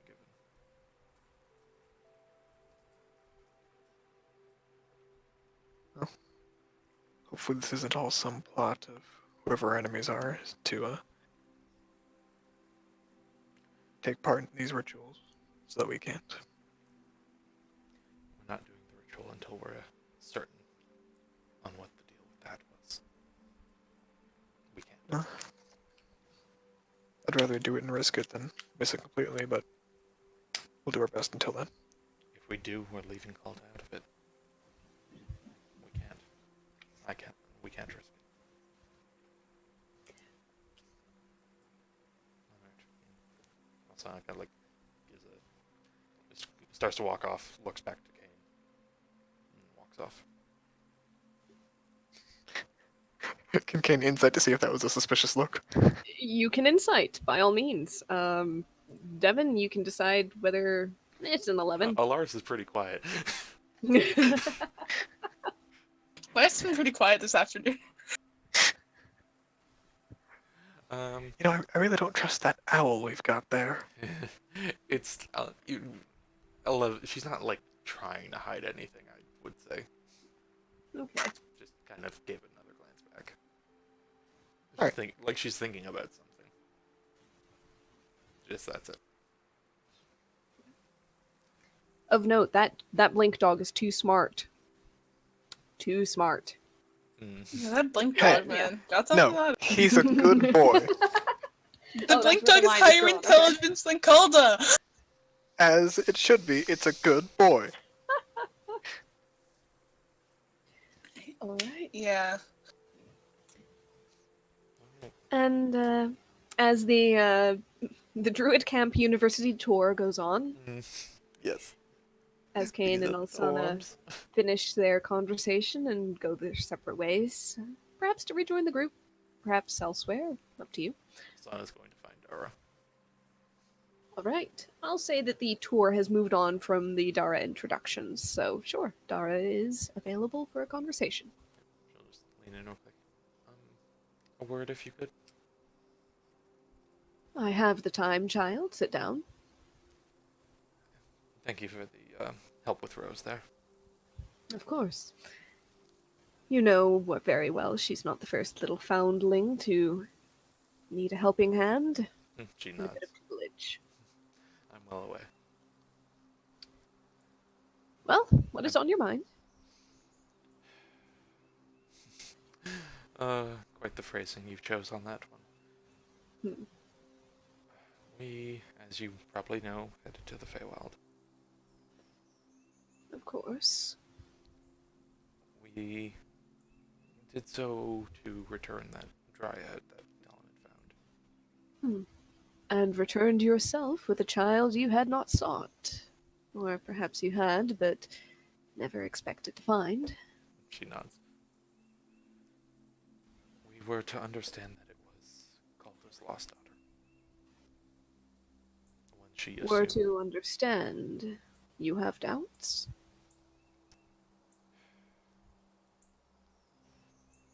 When we got there, we found her. But the way the Dryads and Rose herself talked was like Calder had been there before, but she held no memory of it. At the time, I had assumed something of the Feywild and perhaps some higher power Calder had dealt with in the past that removed the memory of her time with it or something. I don't know.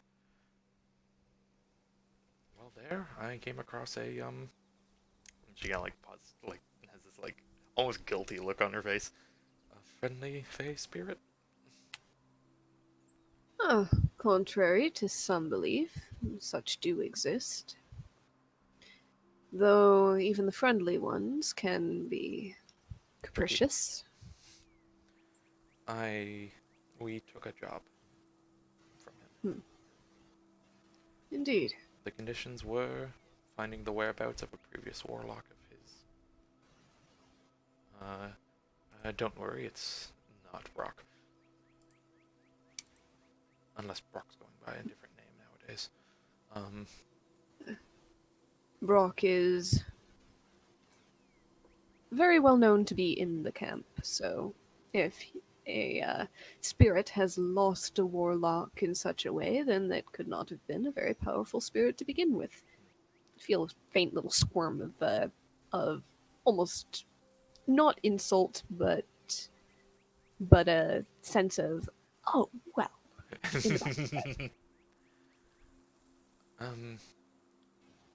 But he was surprisingly amiable, and he offered that in return for the job, as a reward for the job, he would return us back to this plane, memories intact, and time not dilated at all.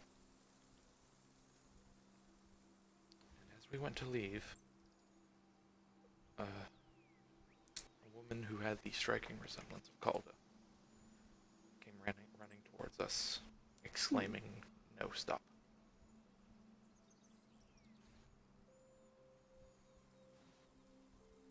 And now I call into doubt whether Arcalda is the true mother of that girl.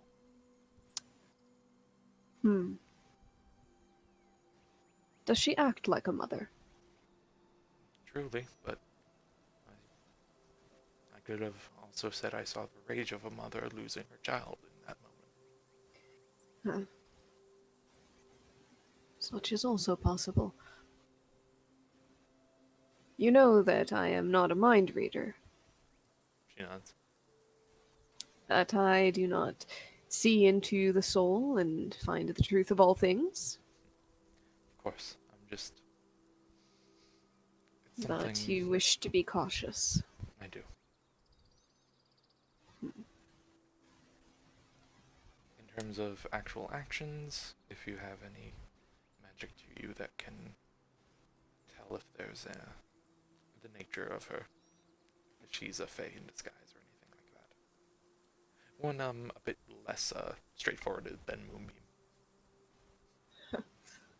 We would not wish to cause her harm, after all. But Well, as well, I simply come here looking for advice. You've always been a good one for it.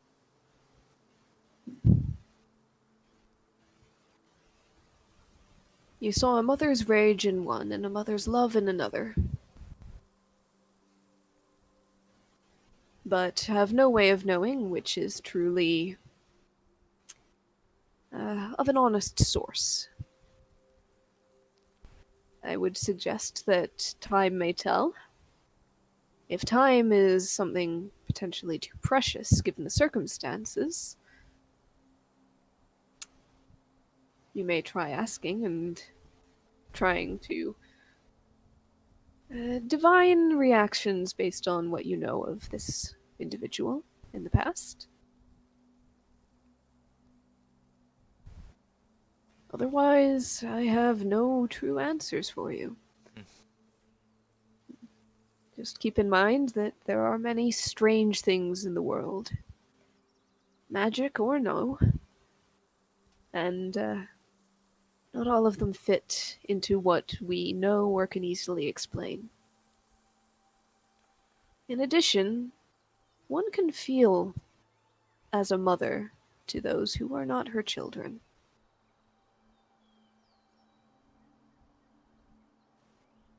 She nods.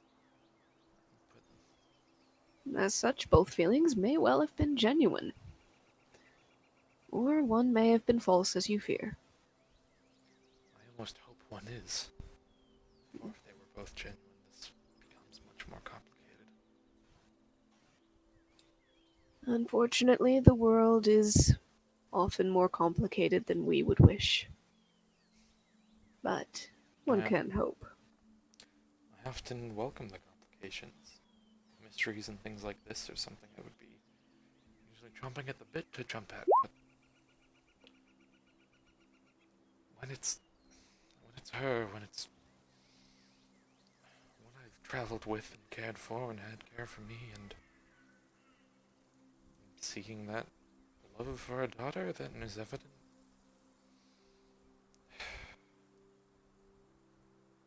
I'm hesitant.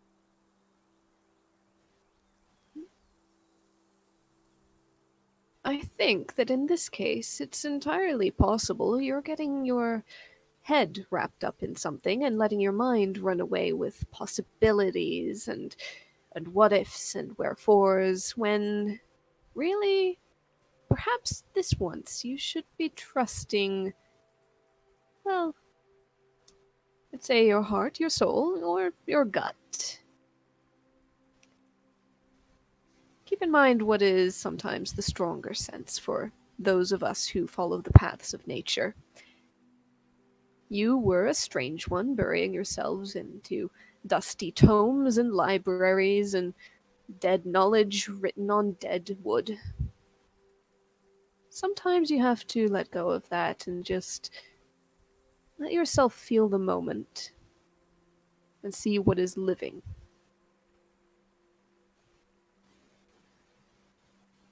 It's not a perfect solution, but you shouldn't forget it or discount it too readily.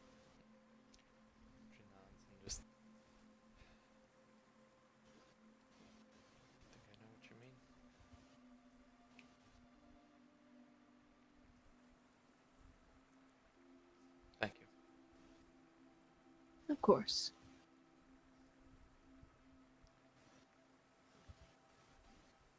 And she kind of gets up and kind of pauses and hesitates at the door for a sec.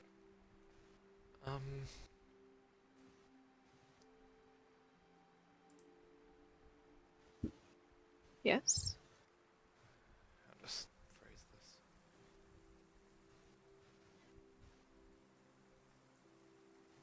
If it's delicate, don't worry about it. I've lived too long to be easily offended.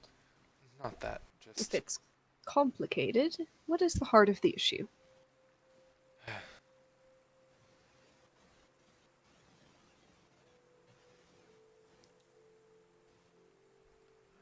what if there's no easy answer to this?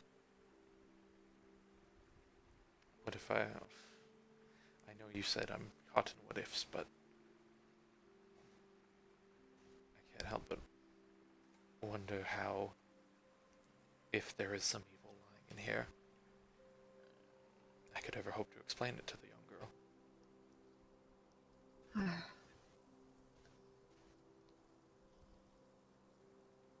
I would say that often the truth is for the best, even when it is a very difficult truth, if thoroughly explained. I'm no stranger to that concept. I'm distinctly aware of the effect that me going by that logic has had. That's all. That sometimes a truth very gently put is the better course. Right. You have a habit of bluntness. Perhaps curb it, should it come to that. Alright. Like I say, just keep an eye out for me, would you? Of course. We keep an eye out for many things. This would just be one more. Thank you. And she steps out. There is space at the edge of the camp for you to pitch your tents for the night. You'll find it. I know the spot, don't worry.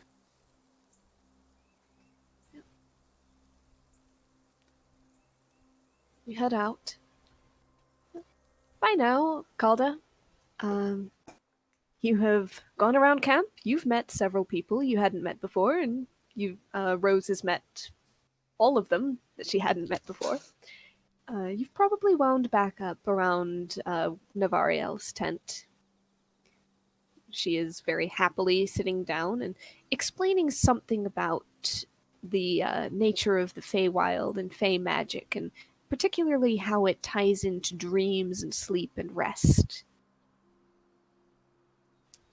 Rose doesn't seem to be grasping all of the concepts, but is kind of politely nodding at some of them and enthusiastically nodding at others that she does pick up on. I was just watching Rose be happy, just smiling like an idiot. She is happy. She's got Biscuit lying right behind her. She's kind of sitting against him like a cushion as he's curled around, and his tail is occasionally doing the little thump-thump thing for seemingly no reason other than being there, hearing a voice he knows and loves. Elaris is standing nearby. He probably engaged in a few conversations of his own as you guys walked around camp, but is mostly kept to his own thoughts and counsel for now. Mm-hmm. Cole's gonna Kane? turn to Rose. Yeah. Oh, go ahead. She's gonna turn to Rose and just be like, "How are you liking the place, dear?" I really, really like it. I really want to learn so much, like, all this stuff about dreams. I think I could really do that. Yeah, really. Yeah. I mean, it's just kind of like there was this energy around in the Feywild, and Navariel showed me a couple of the spells, and it kind of feels the same. Oh, well, that's really good. Navi flash a grin. Yeah, you know, some people get a little connected to the Feywild, whether because they've been there a while or just something clicks, and you know, tend to have a little bit of a talent for this kind of magic. I think I can really teach her a lot. How long you guys staying? a couple days, maybe, at least. I do want to bring her back home for a bit, but with talks with my husband and all of that, we'll probably be back returning soon. You'll probably meet more of the family. All right, great. Couple days. We'd better get started. It's getting kind of late, I know, but oh boy, there is so much to cover. All right. Show me your best spell, your hardest one, the thing you can only do like maybe once or twice a day. And Rose goes, not very good with them yet, but I can do this. And she cups her hands and does a little bit of magic, and a good berry appears, or rather, a pile of good berries appear in her hands. So yes, she does have a first level spell or two. Oh, glorious. I can also, for a little while, I can actually talk to animals and understand them back. And Navariel is, oh, really? Okay, hold on. We're going to go ahead and we're going to test that, and I'm going to see how far along you are. And clicks her fingers, whistles a few times, and you see a little chipmunk come racing out from the underbrush, crawl up her leg onto her shoulder, and she casts a spell, has Rose cast the same spell, and there is this strange, incomprehensible three-way conversation between an elf, a halfling, and a chipmunk for a while. Squeak, squeaker, squeak, squeak, squeaking. Squeak, squeakers, Yes. squeak, squeak, squeak, squeaks. Yeah, that's what I said. No, that was a response. So that's carrying on for about 10 minutes. When it's done, Rose can't recast the spell. She is limited to 2 first level spells, so basically first level druid stuff. In the meantime, Kane, have you been up to anything after the conversation with Calda? He's going to look for the cook of the camp. Or whoever's don't- cooking currently. They don't really have a single dedicated cook. Instead, there are multiple fires around which people are kind of slowly drifting towards gathering. Each fire has its own pot, each one has its own cook. You could try picking one at random if you like, or if you're after something in particular, you could look for that. He's gonna make his rounds to each one eventually. He's basically gonna go to them and ask what each of them know about Calda when she was here, while making small talk. Calda. Yes. What each of them know about Calda when she was here? Or sorry, that was not the name I was trying to pick. Alsana? Thank you. Okay, that's why I really wondered. Calda's not been here very long. Names are hard. Okay, that's why I wondered. It's okay. So you go around asking about Alsana stories. Is this just a general, what do you know of Alsana? What was Alsana like when she was here? Or are you digging for anything? Whatever comes along with the small talk, just whatever information you can find. Okay, sure. For the sake of this, let's go ahead and have you roll a quick persuasion check. Something with charisma, basically just to see, Yeah. Sana has threatened everyone in the village to never speak of certain stories. you go up to a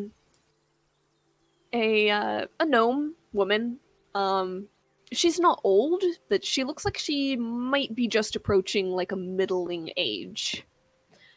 As she's standing over her fire, and you were kind of drawn by the slightly acrid smell coming from the cauldron, and nobody else is really standing around this particular campfire, so it's clear. It's no audience, and you go up. And you're like, hey, so Alsana, what was she like growing up here, or being here? And the gnome looks up, and she smiles and says, "Oh, Alsana! Yes, she was a very good student. Picked up things very quickly. Good hand with the herbs. Oh, missed having her around to talk about a few concoctions. Send her my way if you see her. And oh, by the way, would you care to give this a little taste? Oh, but of course. New recipe." Of course, absolutely. Why would I ever say no? You got plans for And other just- characters, right, Conrad? Just as you reach for the spoon, you suddenly up along your side comes Talon, who kind of bumps into you a little bit with unusually forceful glee, it seems. Hey, Kane! It's good to see you again. I've been looking for you. Got to do another archery competition sometime. Hey, Dalba, sorry, I gotta borrow him for a minute, okay? Bye! And drags you away.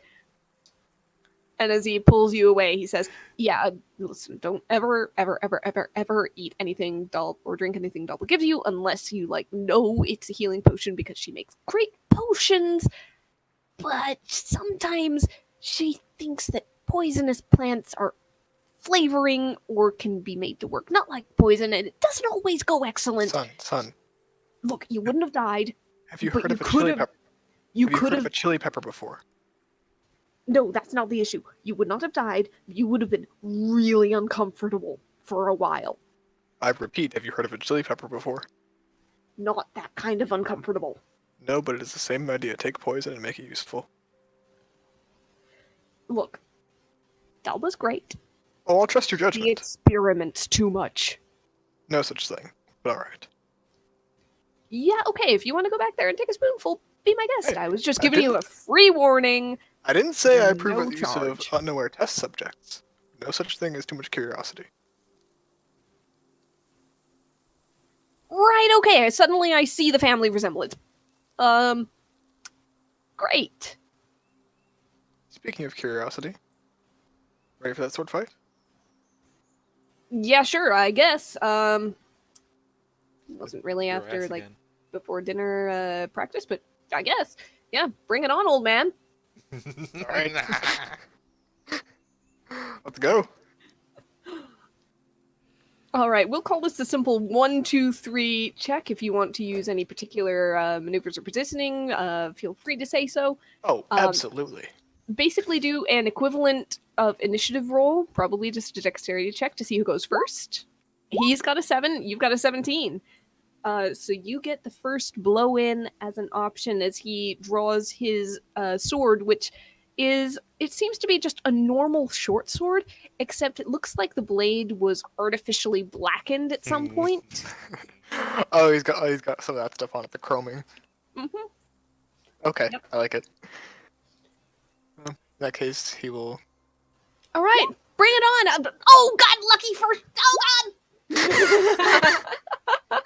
Disarming with a strength saving throw. As Oh, baby! you suddenly, Hold you on. know, he kind of Where's the postures. additional? He kind of postures for a second, like, yeah, I might give you a handicap, but I don't know, you might be a bit too much for you. And then suddenly you just swing and clang straight out of his hand. Yep. Takes I imagine heavy impact. it's slam down, point to the Yep. throat. Yep, pretty much, because given an 8, a 15, and a 6, yeah, if you actually went to kill, he would not have survived that. Yep. So it is very much, as you say, a quick slam the sword away, ram your shoulder into the chest. As he went and fell over, you just follow him down, knee in his gut, sword at the throat, Just and he lies like, there. Your Lucky first shot. your feet are too close together when you stand. Makes you off balance.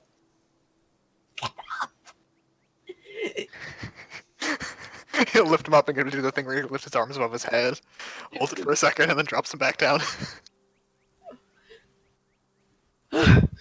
Okay, fine. You hit Quick question. like a battering ram. But Actually, Oh. it's like a half orc. if I'd been ready for it, I would have gone very differently. He'll open up his arms and be like, "Go ahead, take your hit." Okay, now you're just being patronizing. Well, I figured it's only to at Fine. this point. I'll bring it on. He goes over, retrieves his sword, paces around for a second to get his breath back. I imagine there's like a small chain, black chain hanging from the hilt of the sword. No, there is a small black chain and kind of a loop hanging from his belt, though. Okay, fair enough. Even better. And once he's got it back, he winds up, pauses for a moment. You sure about this? You know, if I hurt you, you asked for it, right?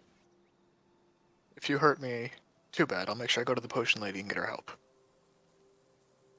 Okay. Lines up, takes a swing. 17 to hit. Misses, so in response, he's going to repost.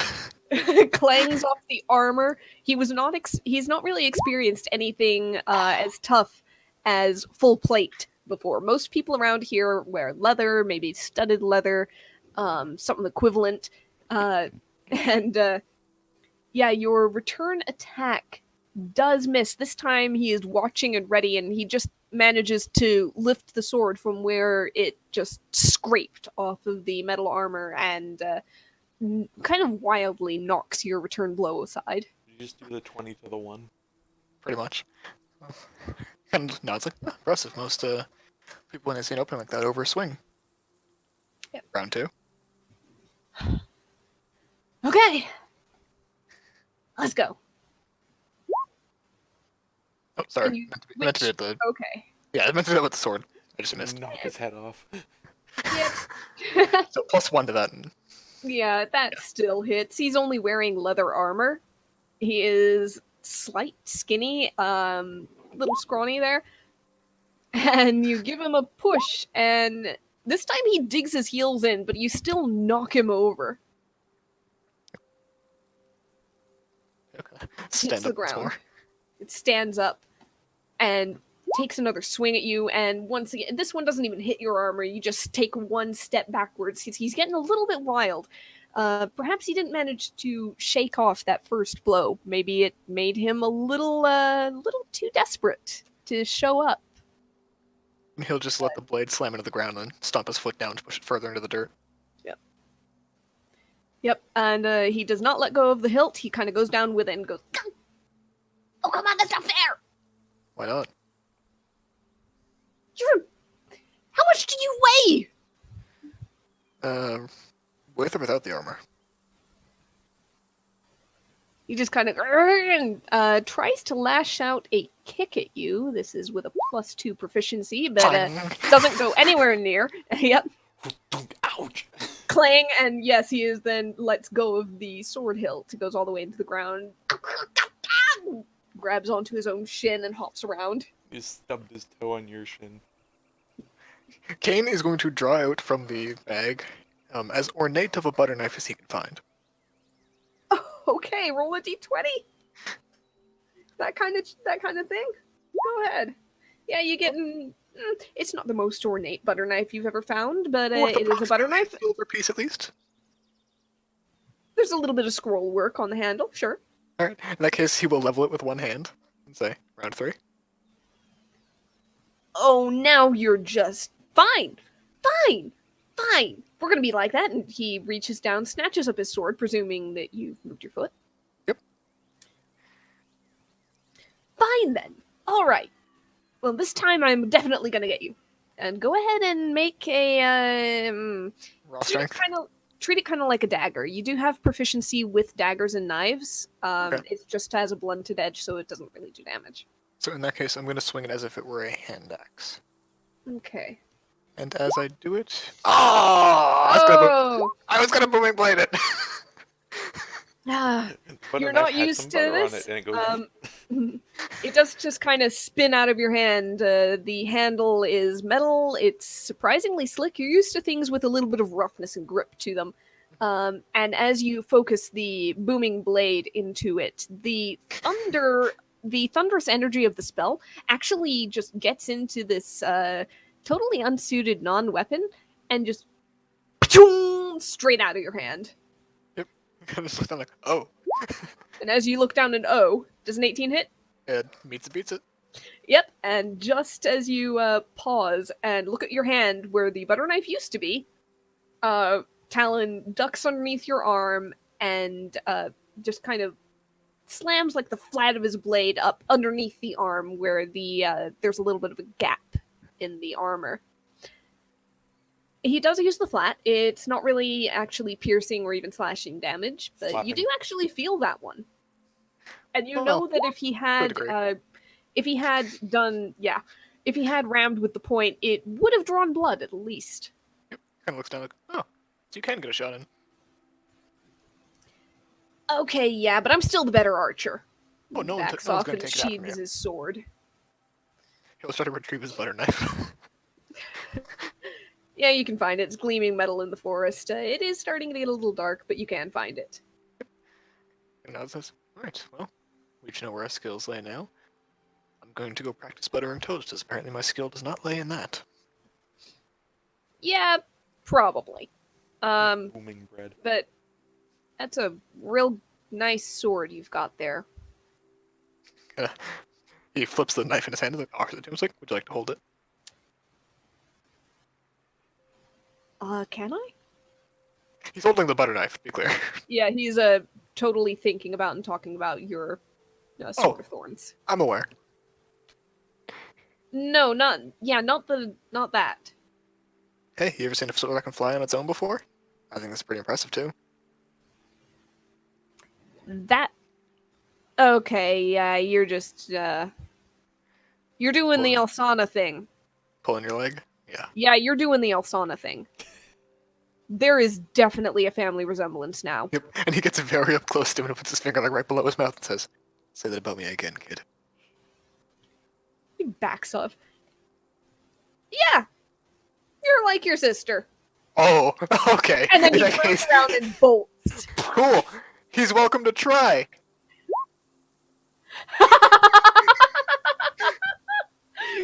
As you deal necrotic damage to yourself, Yes. and as he turns A and vein runs, pops on your forehead, it turns Yep. black. a vine bursts out of the ground just under his feet, tangles around them, and you have a solid whoom. And As he just falls to because the ground. it's technically it's a weapon attack, right? Technically, it is. Oh man, I just closed his sheet. Let me find it again. That's got +2. You could just roll a d20 see if it's like way low. Wisdom saving throw. No. Oh wow, he's got Woo! practice. He's got trauma. You don't scare me! Really now, kid? I still got a vine wrapped around his ankle. He's trying to wiggle and kick away against the ground. He'll like put his foot against his back and just be like, "I lived with her. Oh God! She raised me." What? No wonder! He pushed down a little bit harder. Oh God! I didn't mean it! I'm taking it back! Uncle! Question. Yes. Uncle! Does Olsana hear any of this? Roll a perception check. I mean, he wouldn't have walked nearly as far out for this one. There's no risk of hitting someone by accident. Yeah, let's just see. Perception. It is an offhand perception. 12. Nope. Yeah, no, you think you hear something, you kind of pick your head up, listen, Aw. and then you Must hear have been it the wind. again. Oh. And it's a loud, bellowing roar, and it's getting closer. You listen more, and you look towards the edge of camp, towards the,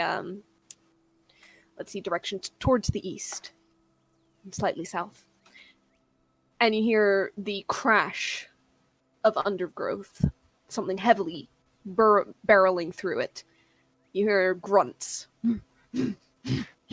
Another bellowing roar. So books it And towards there. Yep.